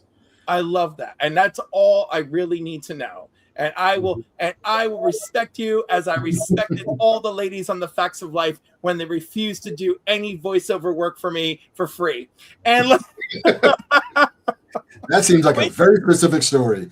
It's a very specific story at a con, but I love them. It's if anyone is going to reject me, the crew of the Facts of Life can reject me. I love it. I mean, and Nancy, if I ever get the money, girl, I'm coming and I'm going to pay for you to do Daphne for me. Fair enough. All right. One more fun DVH question. It is in the biographical movie of your life, which professional wrestler would play you? Oh my. That assumes. Right. You must assume that it's going to be a professional wrestler who plays you. Right. And also that I have an encyclopedic knowledge of professional wrestlers. Just pick one. Pick a fun one. Pick a fun one. Yeah, okay. Can we somehow de-age Jimmy Superfly Snuka? And of course. Since we're playing fantasy rules anyway. Yeah. Yes, I feel like it would be him. That's who I want. Mostly because he had such beautiful hair. Yes. So let's bring it back to Eyes of Wakanda. Yes, sir. Ooh. So you did 2 episodes, correct? Yes. Of the 4 that we made, I wrote episodes 2 and 3. Okay, so let's talk about Lost and Found first. Now that is, you had a Wakandan operative with Jirani who was an Iron Fist. Yes. What excited you about blending Wakanda storytelling with the mythology of Kunlun, and how did you keep both traditions feeling so authentic? It's funny. The first iteration of that story did not feature an Iron Fist. Oh. The first iteration. I mean, the impulse was always, we want to do like James Bond. We want to have Basha be an operative abroad who then has to return with his quarry. And we wanted him to be a little bit like Eddie Murphy in Beverly Hills Cop, who was both good at his job, but believed deeply in his own excellence, sometimes to the point of overestimation, that his own bravado was would eventually be his undoing. That, and then we did stumble on the idea that, much like with Wakanda, if only he said what he was up to, he could have gotten away with all of this without actually hurting anybody, without getting in a fight, without inviting an outsider inside the Golden City, if he had just been honest with the world / Jirani about what it was. The initial version of that was Wenwu. It was going to be a Shang-Chi crossover. It was going to be finding that character in the Boxer Rebellion in, 1500s China, because that dude is immortal, functionally immortal anyway. So cool, let's do that. And, the powers that be, for reasons that, again, above my pay grade, were like, well, we don't want to do, I guess they were prepping Shang-Chi 2, and there was going to be lots of flashbacks or whatever it was, but that character became a little bit out of favor. And then Marvel was like, but what if it's an Iron Fist? And we said, what if it is an Iron Fist? Can we do an Iron Fist? Can we reclaim the mantle of the Iron Fist? Can we give the world a good Iron Fist for once? That'd be great. And so then it did dovetail quite nicely with the James Bond idea, with the what if we pretend that Jirani is a Bond girl, and so Basha gets what he wants, sleeps with her and leaves, but did not realize that the Bond girl is more than his equal, but is actually his superior, who follows him home and rains hell on everything. And so we wanted it to be fun. We wanted it to bounce. We wanted it to have, a joie de vivre, if you will. An expression I love, by the way. I mean, it never gets old. But more importantly, we wanted to use it to be able to say a thing about Wakanda. the thing we couldn't say about Wakanda, much like the Jedi, they have a cardinal sin. They have an original sin. Wakanda's original sin is that they did nothing during the slave trade, in which they could have stopped it. 100% could have stopped it. There's no two questions about it. They just chose not to. Marvel didn't really want us to interrogate that too closely, but the idea that if Basha had only told Jirani what he was up to, she would have helped him do it in a heartbeat, and he would have gotten his vibranium trinket. She would have kept the ceremonial headstand, and everybody would have been, and they could have had another night together if they wanted to. But just the springing off the idea that Wakanda is so secretive that it shoots itself in the foot by being so secretive was the thing, and that for as much as they think they are the superior civilization, they do have some stuff to learn. And it was just fun. And it was so fun to the one thing we also knew we couldn't do was we could not have an Iron Fist Black Panther fight. Because that is a question nobody wants to answer. So rather than have to choose a victor, like Hobbs and Shaw, nobody's going to win this fight contractually. So better to just not have it. So can we contain the infiltration of Wakanda from reaching the palace, from reaching the throne room, was the mission of that episode. Very impactful. I loved it. So much fun. It is fun, and I by the way, I was so late to the party on Eyes of Wakanda, and then one of my friends was like, what do you mean you haven't watched it yet? I'm like, I don't know, stuff was happening. I didn't have Disney Plus, so I got Disney Plus back for X-Men season 2, right? Mm-hmm. And I was like, okay, before X-Men season 2, let me watch Eyes of Wakanda immediately. Yes, I just, it was a great series. Legends and Lies, Lost and Found. I love alliteration, by the way. Great episodes. I'm turning into a bigger fan of you tonight than ever. Just the build up and the research to this evening has just already gotten me all giddy with the things that I have loved. And then the Batman thing, it broke me. I was like, that's my favorite episode of that series. Is it okay if I Rich, is it okay if I ask the 1943 question? Don't you want to ask the other Eyes of Wakanda question first? It's up to you, but it's there. We just talked about it. I know, but I feel like we're pressed for time. So I wanted, and also, it's still Wakanda related, all right? Marvel 1943. I don't have to go anywhere that quickly. We got time. Yeah, we got time. No, y'all are great. I have a clock, At a certain point, I can leave and just let you keep recording, and you can go to 11 o'clock. Also, wait. One question from the chat. Who is your favorite Starship captain? Cisco. Oh, Cisco is so good. Cisco is so good. Now, I was very hard on Janeway back in the day, and upon revisit, even though there's a lot of stories I don't like and a lot of payoffs I felt were not paid, but Homegirl did some work, and she deserves a little more love and a little more. She deserves a revisit. She does. When I was working on Star Trek Picard, in the offices, there were little name tags on everybody's office, and you could choose which captain you wanted to have on your name tag. Ooh. And I chose Cisco. I love it. Yeah, DS9 is a big part of both my Star Trek life and my personal life in a handful of different ways. But yeah, DS9 is the show that walked so that Battlestar Galactica could run. Ooh, that's a hot message to send. There's a lot of Battlestar versus DS9 people out there. And wait, there's another show too, the one that J. Michael Straczynski worked on. Babylon 5. There's a Babylon 5 versus Next Generation versus Battlestar. The Babylon 5 DS9, Civil War is long and still ongoing, I feel. Right, but it brings everyone else into their mess. They're like Professor X and Magneto. It's like your lover's quarrel has turned into 60 years of storytelling. Stop it, you guys. Playing on both your houses. Yes, but Oh my God, Mercutio. Oh my God, you are quoting Romeo and Juliet to me and stabbing me.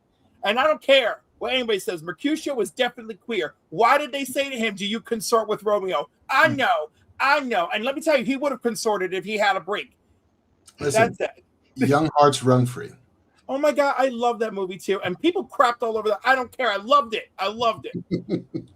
But Marvel 1943, Rise of Hydra, the video game, it's been shelved apparently. Is Not it true.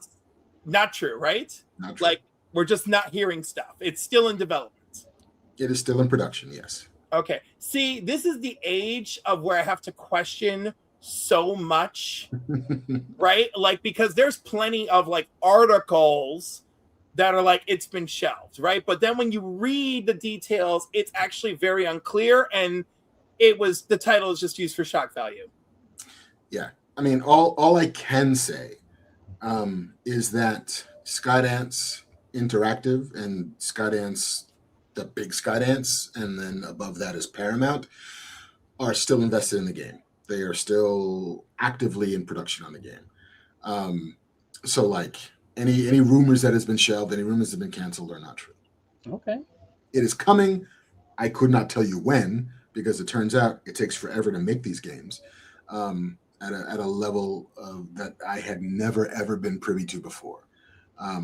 Although I mean, this game will not be Grand Theft Auto 6, no matter how much money gets spent on it.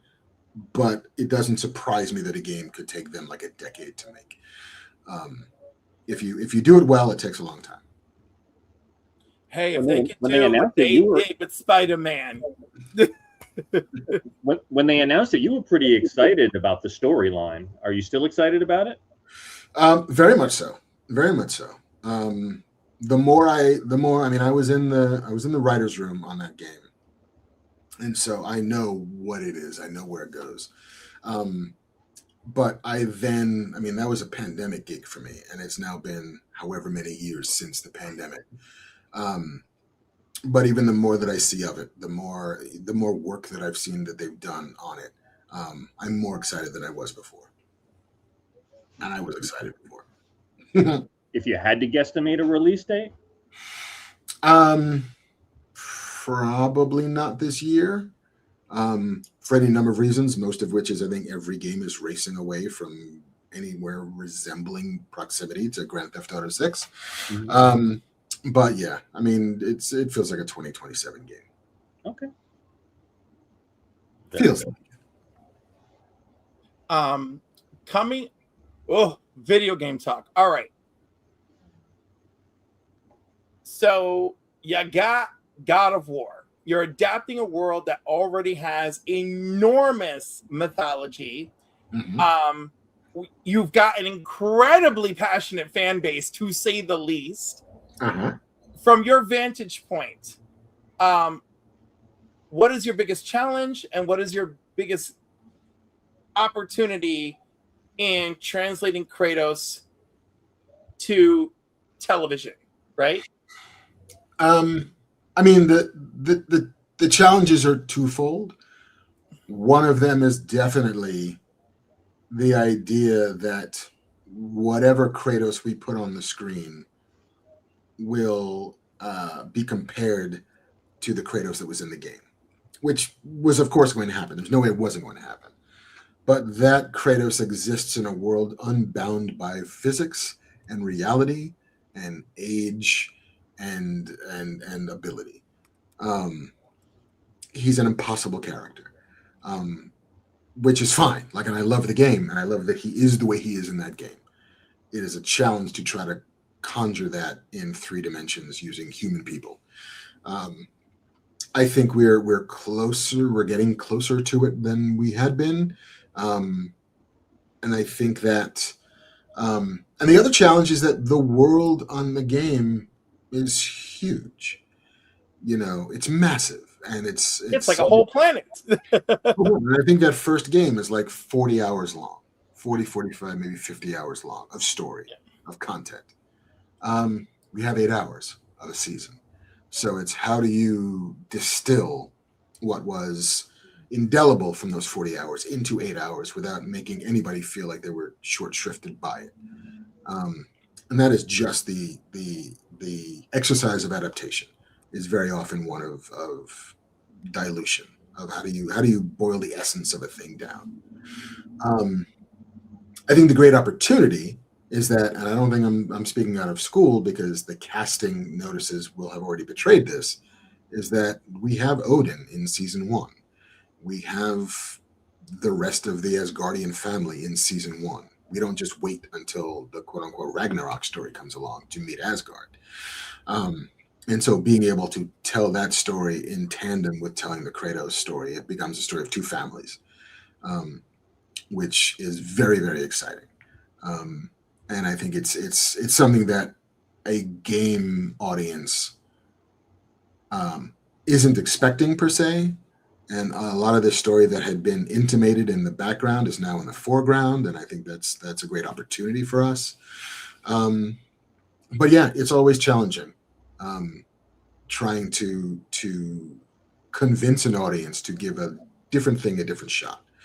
But I think it'll be worth it at the end of the day. I mean, it sounds great. We've seen other interpretations of things become series. I thought freaking The Witcher, like I barely paid attention to the game, but man, that first season I was captivated. Yeah, I mean, we're in a brave new world of storytellers and studios and networks embracing that these games are more than just button smashers, that these games do have very complex narratives, and that the opportunities there are as strong and luscious as with adapting any book or play or comic book or anything to the screen. So I'm excited. Okay. I'm excited too. And DVH is hyped. He's gonna dust off his old games. Now, there's a lot of speculation around this show right now. I've heard rumors that they had a few episodes and then Ryan Hurst got hurt and they're talking about replacing him. Is there anything that you can shed a light on, Mark, as far as that goes? Nothing beyond what's already been released in the press, and that we have cast Dave Bautista. That is official. That is official. To replace Ryan Hurst, who did injure himself quite extensively doing a stunt on set. And so, like, there's a lot of now figuring out how to go forward from here. People who get paid a lot more than I do are in the process of trying to figure that out. But I think that the great news is that everybody believes in the show enough that they want to keep making the show.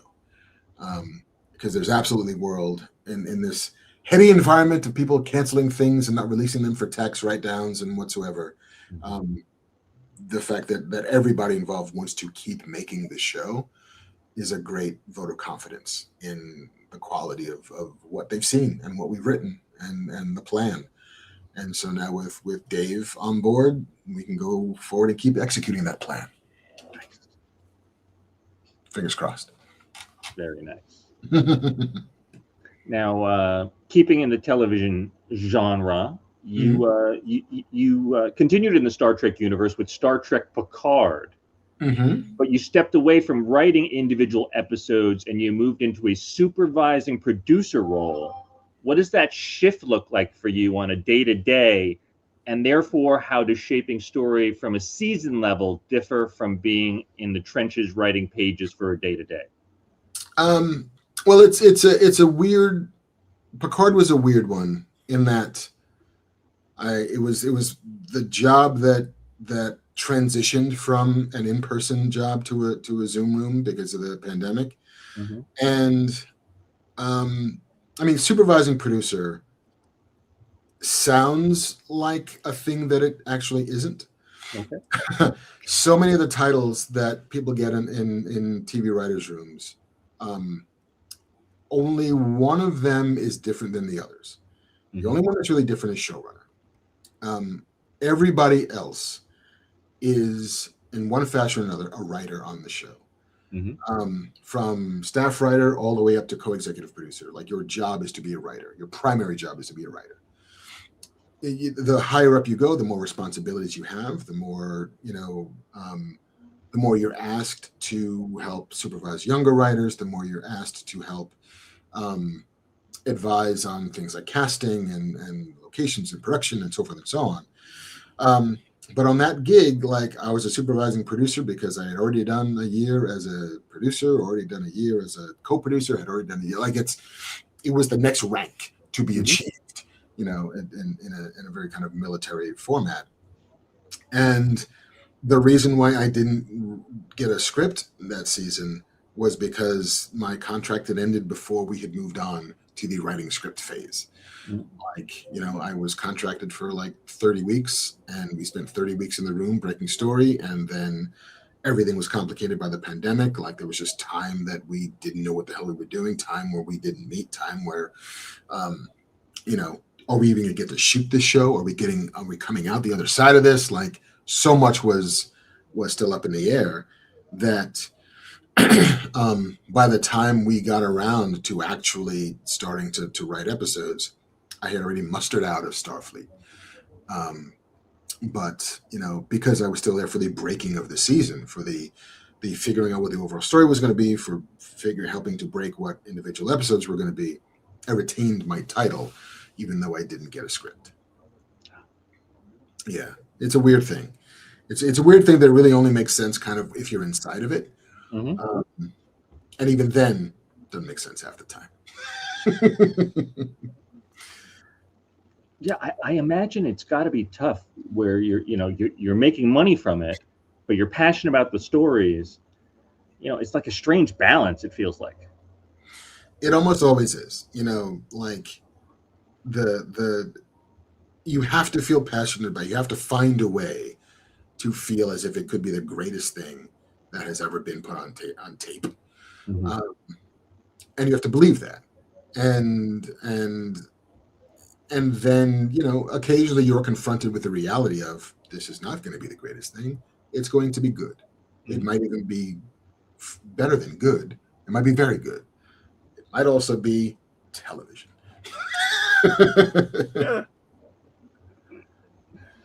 Beautiful. One can hope, right? We always hope. We live in hope. I mean, I have been lucky enough to never have to take a job that I knew didn't have a chance.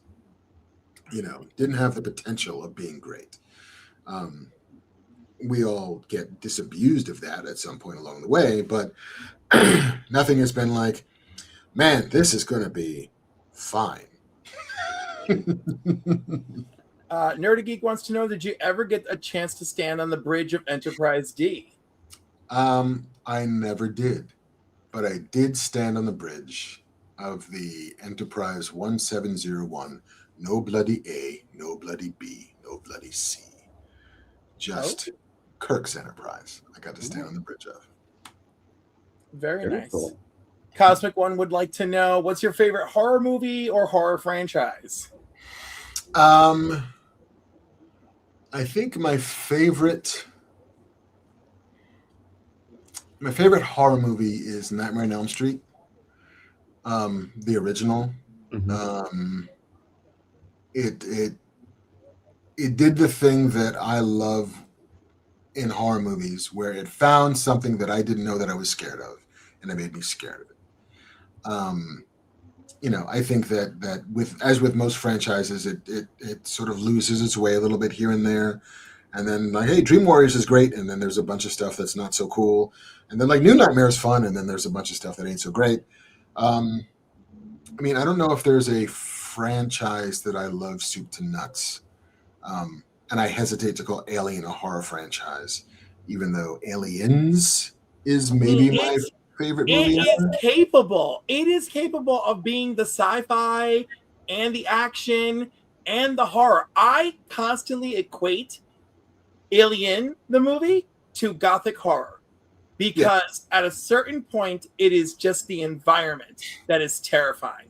And Ripley is just trying to survive with an AI dude who is completely corrupt by the corporation that owns him.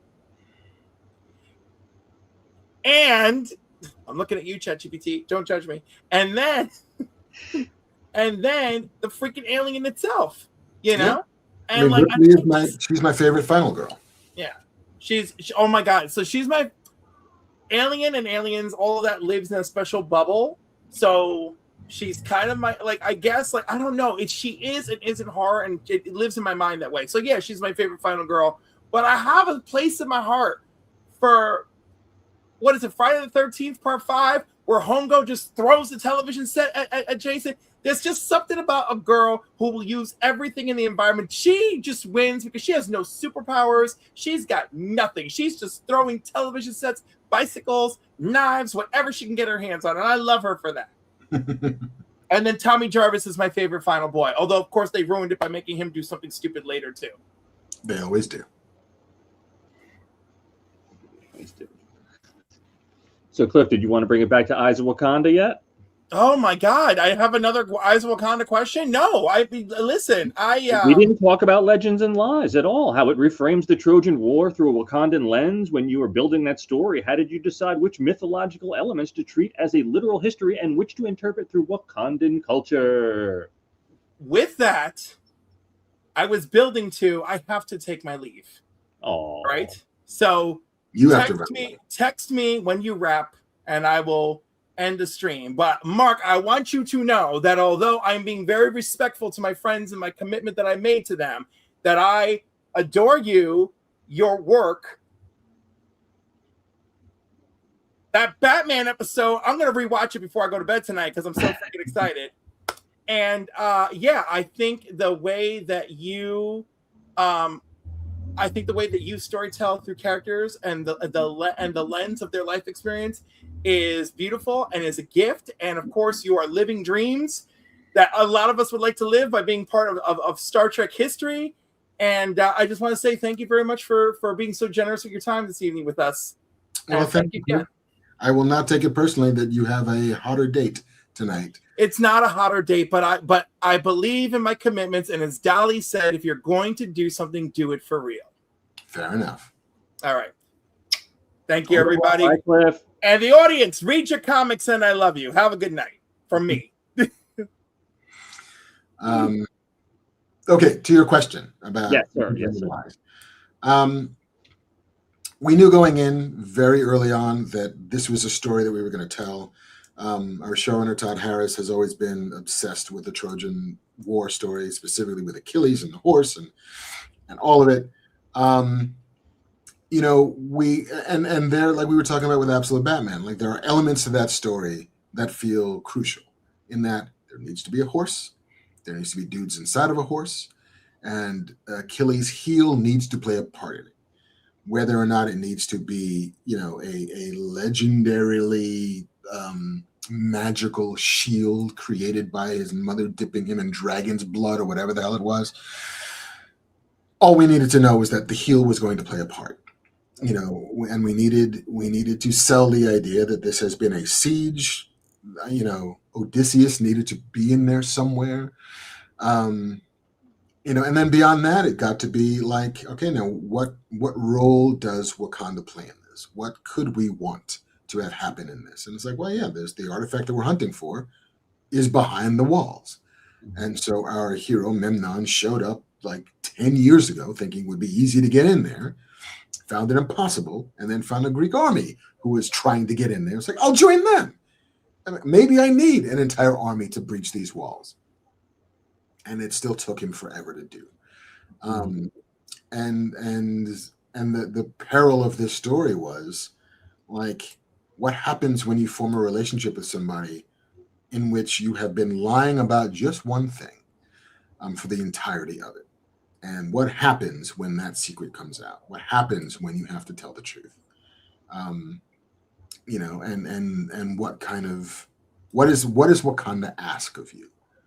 And in this case, it is like it asks you everything. It asks you to give them everything.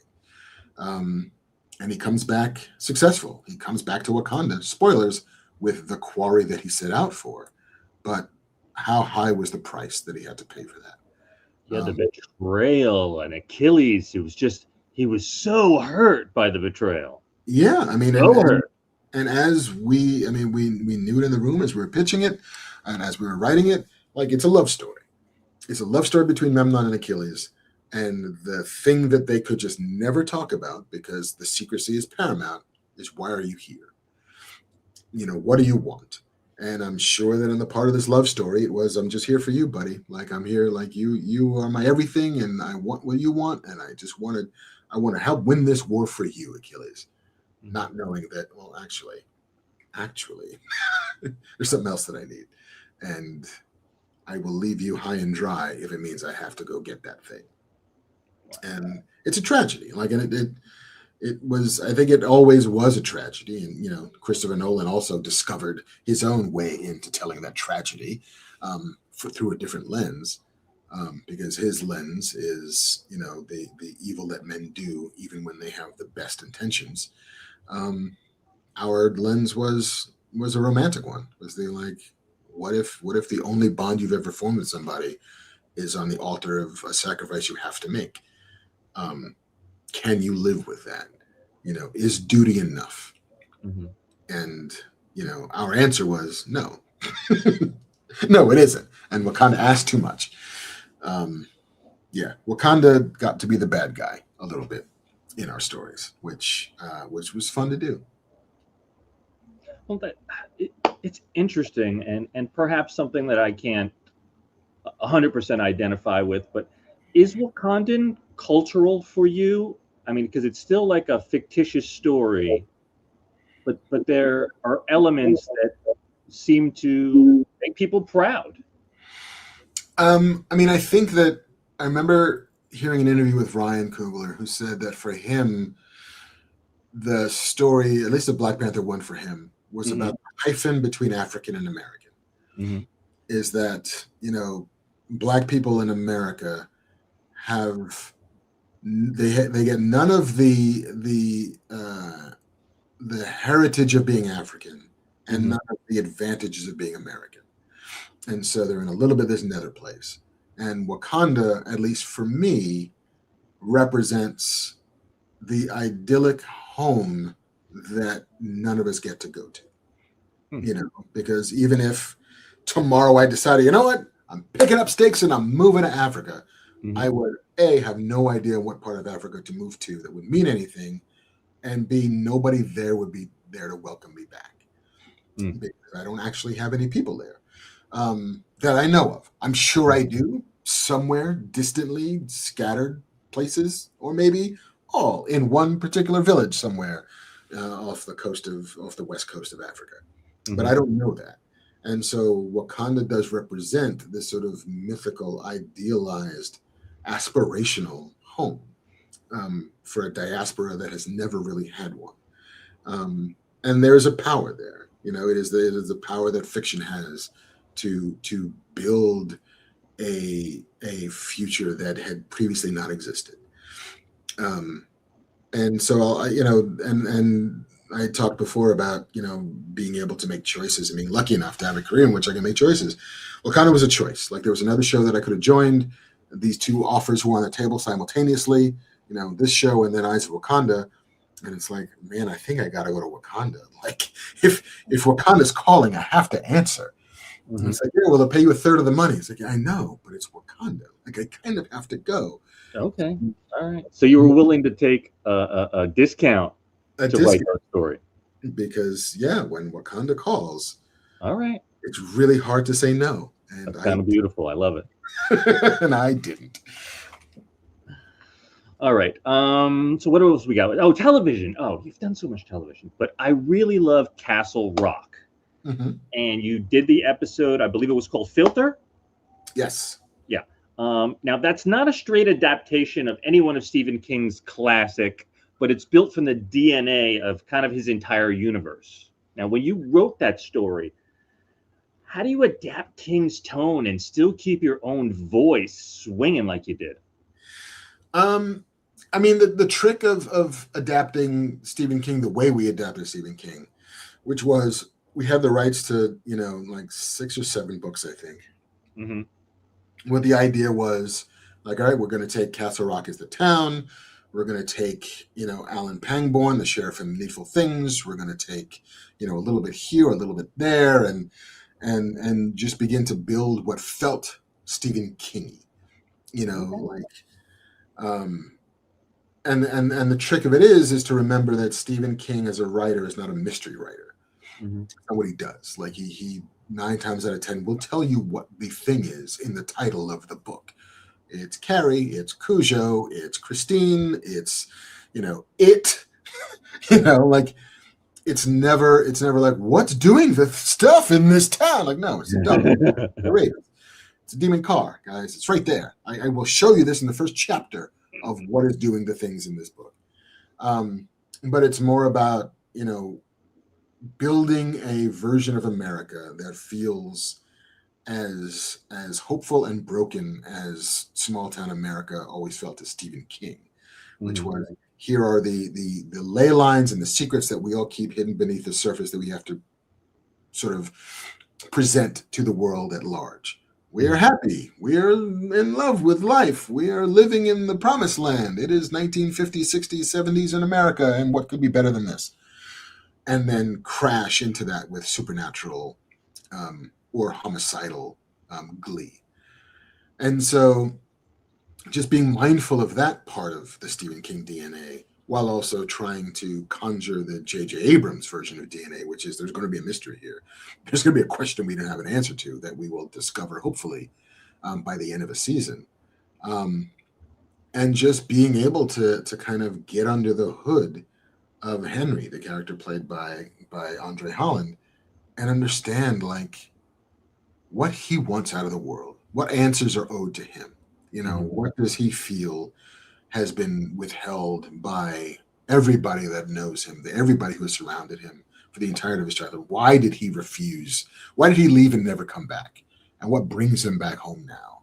And how can we begin in Filter, which I think was like episode 7 of that first season? Like, we got to start giving answers. We have to start telling people what the hell is going on. We can't just keep asking questions. We have to start giving answers. And so it was a real treat to be able to be on the beginning of that coming clean thread. That, like, what the hell is going on in this town? Like, oh, well, let me tell you, I followed a sound into the woods, and there's a guy in the woods, and we'll start to tell you what happened. What is wrong with this town? What is wrong with this kid that we pulled out of the basement of Shawshank? And that's always fun to do. It's always fun to be at the, like, either beginning of a season where everything is possible, or at the end of the season where everything is beginning to crash down. Mm-hmm. Yeah, I've got to wonder in a series like that, what's the level of Easter eggs that you guys are messing around in the writer's room with? I mean, like, I think eventually there were more than we had intended on doing. I think the idea that it was going to be like, like Easter egg-a-palooza, was definitely a marketing invention, where it was like, what if this is like the Avengers of Stephen King? And we're like, well, it's not going to be that. It's a totally different thing. But we had to make sure that there were, like, enough things. Like, you're going to see Shawshank, you're going to see Juniper Hill, you're going to see Alan Pangborn, you're going to see, you're going to see things that you will remember from other Stephen King stuff. It was like every episode I turned into Hawshack. I was like, ooh, ooh, ooh. Right there. There it is. Yeah, see, I brought you back to the 70s. Yep. Mr. Carter. Exactly. Wow, that's incredible.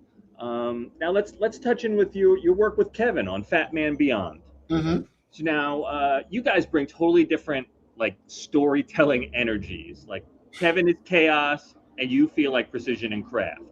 How conscious are you of that balance when you're breaking down a topic on air, and what makes that partnership click for you creatively? I mean, the thing that works about it, the thing that I continue to love about it, is that I met Kevin as I was a journalist first, but we really became friendly because we are generally the same person, cut from the same cloth, which is East Coast guys, lower middle class families who fell in love with this nerd shit very early on, and engage with each other the way one would engage with a friend who you went to the movies with, and then you talked about the movie you saw for 2 hours in the parking lot.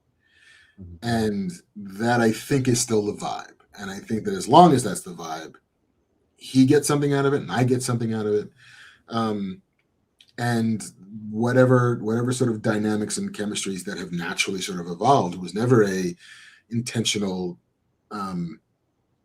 conceptual plan. It was never like, all right, you're going to be Siskel and I'm going to be Ebert, and then we're going to make this thing go. It was just more like, oh, this is how I taught myself to think about story, and this is how he taught himself to think about story. You know, this is. I mean, he operates from a more emotional place than I do. I think I operate from a more logical, logistical place, a more diagrammatic place, a more structural place. But I think that the sort of natural complements of those two ideas about how stories work makes for like a good tension, I think, you know, and a happy tension, not even like it looks like it's going to pop off on Fat Man today. Like he's at his throat. It's more like, oh, all right. So they can disagree in ways that make the conversation worth listening to. You know, they can have different perspectives on a thing informed by, for as much as we are similar, we have vastly different backgrounds. For one, I'm not from New Jersey. I did spend a fair amount of time there. I married a New Jersey girl, so I guess I'm a ceremonial Jersey person. But like the differences are what make the similarities interesting. And for as long as he gets a kick out of doing the show, I will happily do the show. Because it only exists because every time he asks me a question, I find a way to say yes, because it never occurs to me to say no. Nice. And it's never steered me wrong. Anytime he's ever like, hey man, you want to do a podcast? Sure. Hey man, you want to go on the road? Yeah, man, why not? Hey man, should we put up like cameras here? And yeah, okay. Didn't you guys do a cruise last year? We've done 2 cruises now. Yeah. It's like, hey man, they're doing a cruise askew. Do you want to come on board a ship and do some podcasts? Yeah, absolutely. You know, hey man, you want to write a He-Man episode? Sure. I have not encountered the thing that I have said no to. Okay. Ever, or just from Kevin? Just from Kevin. I've said no to a lot of stuff, but so far Kevin has not posited something that I found so distasteful to say like, nah, man, I don't want to do that. Okay. And across all the years of you working on Fat Man Beyond, you've had some incredible guests pull up to the bar or the stage. Mm-hmm. If you had to pick your 3 favorite guests that have stopped by the show that made conversations that stood out to you.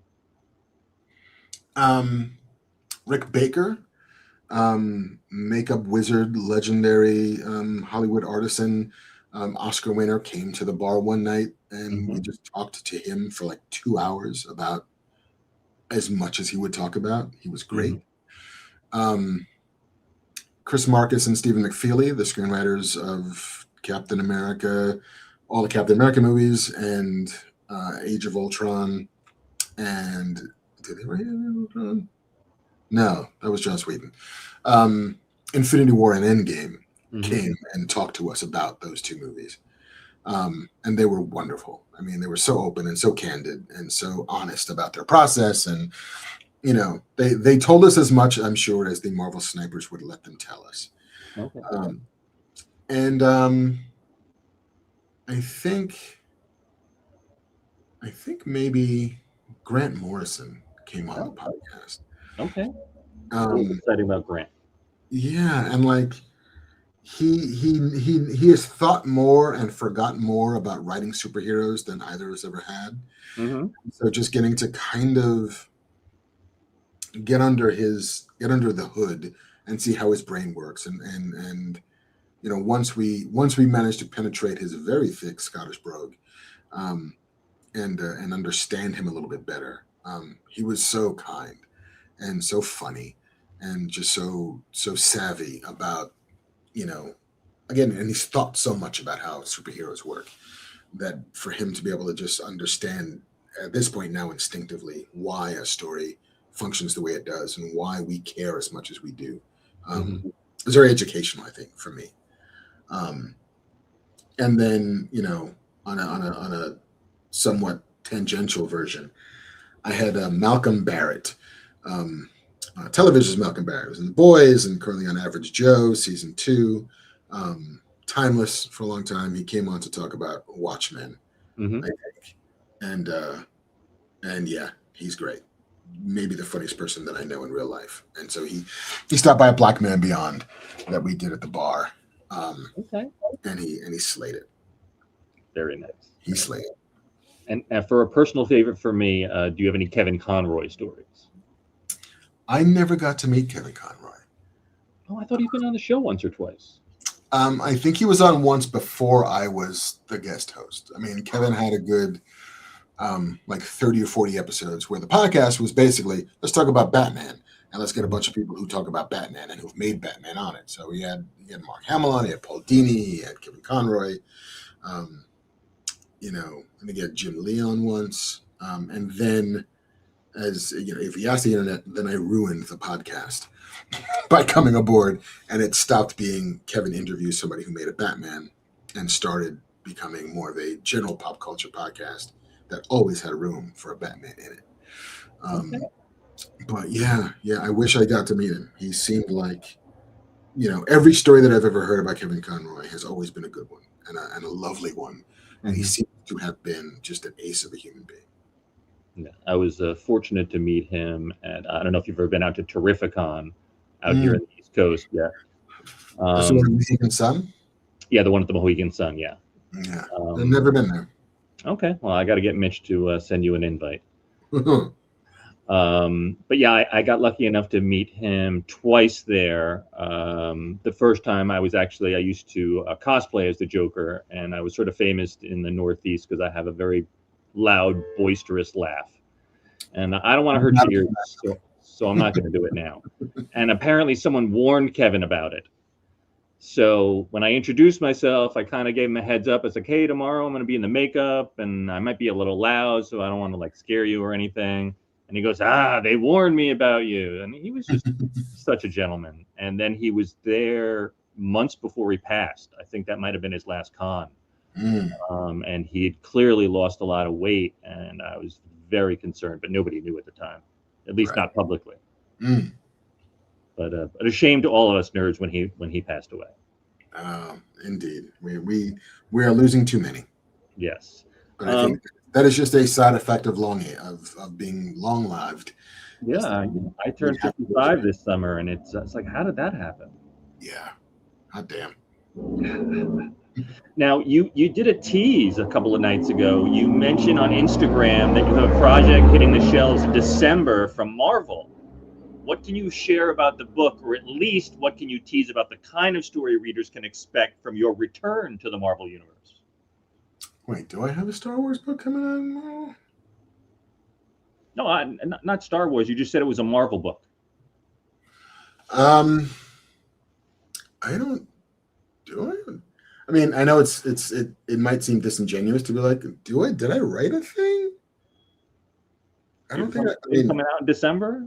Kevin does, for sure. Okay. I don't. Maybe you were just sharing his thing that I saw. Yeah, maybe I just lied. I just lie sometimes. Anything's possible. Listen, I was shocked that I made the mistake earlier. I like to check and double check my facts all the time, and the fact that all that still failed me somehow. These things happen.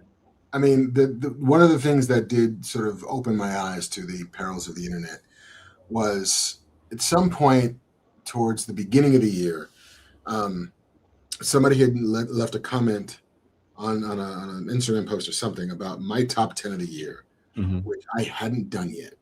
And somebody was like, well, the internet said that you chose your number 6 was this thing. And I was like, A, I haven't seen that thing. And B, I haven't put out my top 10 podcast yet.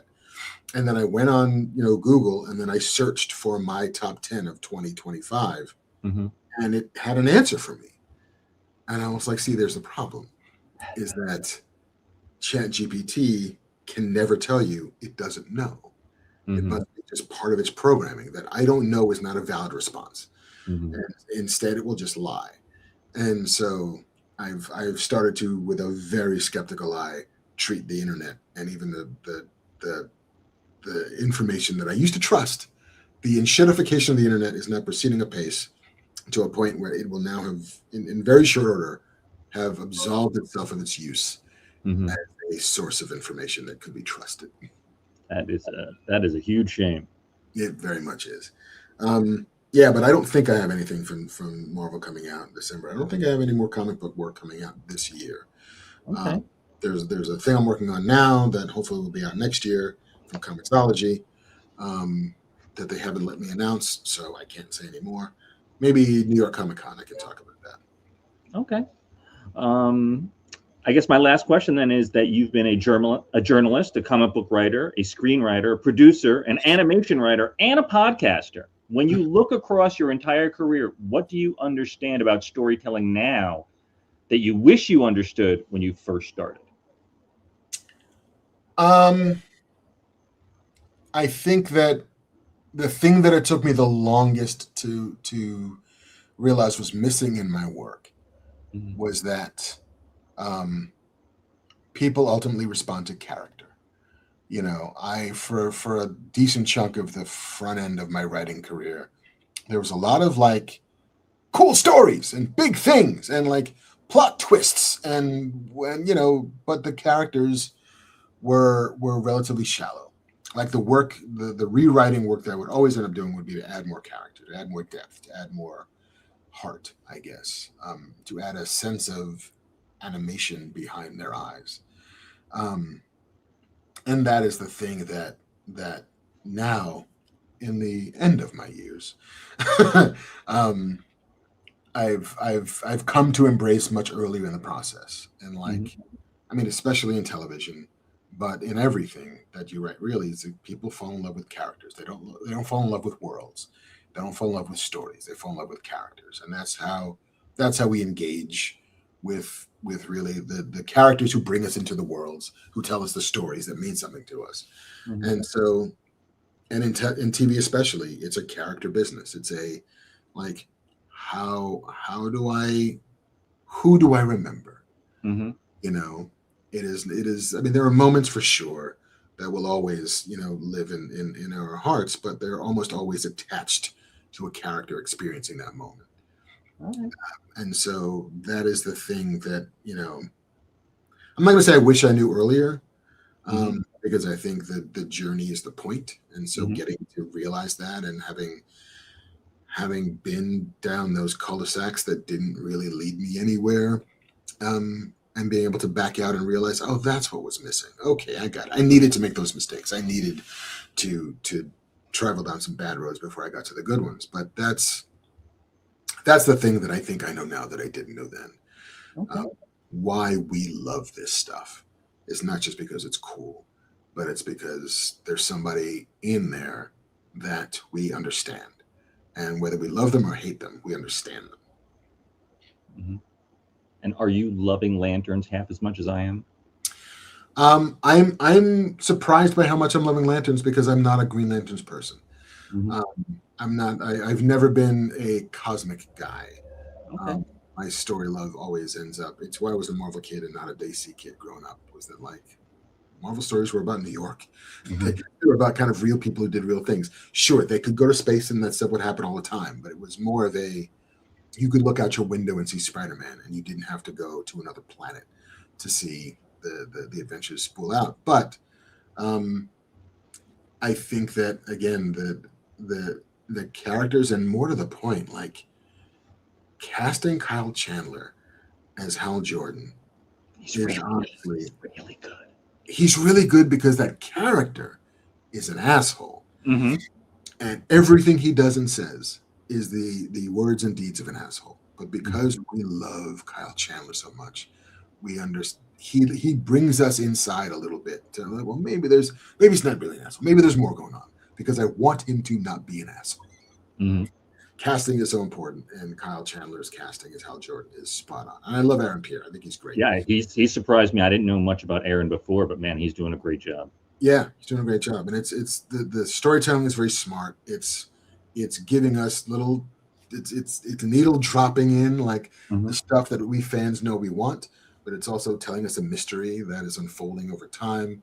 Um, I'm very curious to know how these two timelines are going to play with each other, how 2016 and 2026 are going to impact. because Hal Jordan is dead. And so how did Hal Jordan die? And what happened to the ring? If Jon Stewart doesn't have it, then who has it? Right. Now, I was fortunate enough to I talked to Tom King back in March, and he could only speculate or talk very little at that time because only the first trailer had dropped, and he had brought up that a lot of the writing was based on the Justice League Dwayne McDuffie stories. And so when he opened that gate, I was like, well, did you guys ever think about bringing in Phil LaMarr as like a cameo or as like another character? And right away, I saw media training all over Tom's face. And he was like, well, I don't really know what's out yet, so I'm just going to say no comment for now. But the sly smile on his face, I feel super confident in telling you that we're going to see Phil LaMarr this season. One of my favorite ever Comic-Con memories was being at a party the Saturday of Comic-Con and seeing Aldous Hodge, who at the time had, I think, already played Hawkman, but had just appeared. I guess it was part of the Comic-Con stuff that they were promoting the Green Lantern, like his version of Jon Stewart. Like he had made a Green Lantern animated movie where Aldous was playing Jon Stewart. Watching him meet Phil LaMarr was the most beautiful, tender thing I've ever seen. Because for Aldous, Phil is his Green Lantern. And like I remember him just like my sister, you need to meet Phil. Like this is the guy. Like he's the one who made me love this character. And so to watch that thing, and also I love Phil to death. Like Phil's a friend. But to watch Phil get his flowers from Aldous for playing a role 15 years ago, that still means the world to every kid who was that age. And for them, he is their Green Lantern. And so the idea that this show would find a way to incorporate Phil into it, because again, for a whole generation of kids, Green Lantern isn't Hal Jordan, it's not Alan Scott, it's not Guy Gardner, it's Jon Stewart. And so for Phil to be in there would make my heart so happy. Yeah. And he, I'm actually friendly. I wouldn't say I'm friends with him, but I'm friendly with him online. He's actually surprisingly became a fan of my content. And we've talked a few times behind the scenes. I've met him at Terrificon a few times. Lovely, lovely man. So sweet. Just a wonderful guy. And he, where we have the reverence for him, he has the reverence for Neil Adams and Denny O'Neil for putting Jon Stewart as the first, African-American character in that genre and level. It's very cool to see him here. Yeah, no, I love Phil. And if he's in Lanterns, then I will have to send some congratulatory texts. I bugged him today. I was like, come on, I know they're going to drop your episode. And I have a theory. So my theory is that he is either the guy who's financing the farm, or he's the manhunter himself, or those are the same people. That's my prediction. I mean, those feel like good calls. So I begged him. I was like, listen, if once that happens, I was like, come on, you got to grant me the interview finally. So we're waiting to hear back. We'll see. Fingers crossed. Absolutely. But it was a pleasure speaking to you tonight, Mark. You're super generous with your time. You have an amazing, amazing career, and all nerds, we all look up to you, man. Well, thank you. You hold that weight on your shoulders, whether you realize it or not. That's very generous of you and very kind of you to say. But it is just like every now and again, the dreams get to come true. And then how can you most maximize being able to live the dream? And I'm trying my best. That's all we can ask. So you have a great night. Have fun with your family, and let's keep those dreams going. I can't wait to see what you're doing in the future, my friend. All right, gang. Thank you for having me. And hopefully we get to do it again. Absolutely, Mark. Thank you so much. Thank you. Have a great night. Bye. You could just hit the button whenever you're ready. Done and done. Thank you, sir. Bye.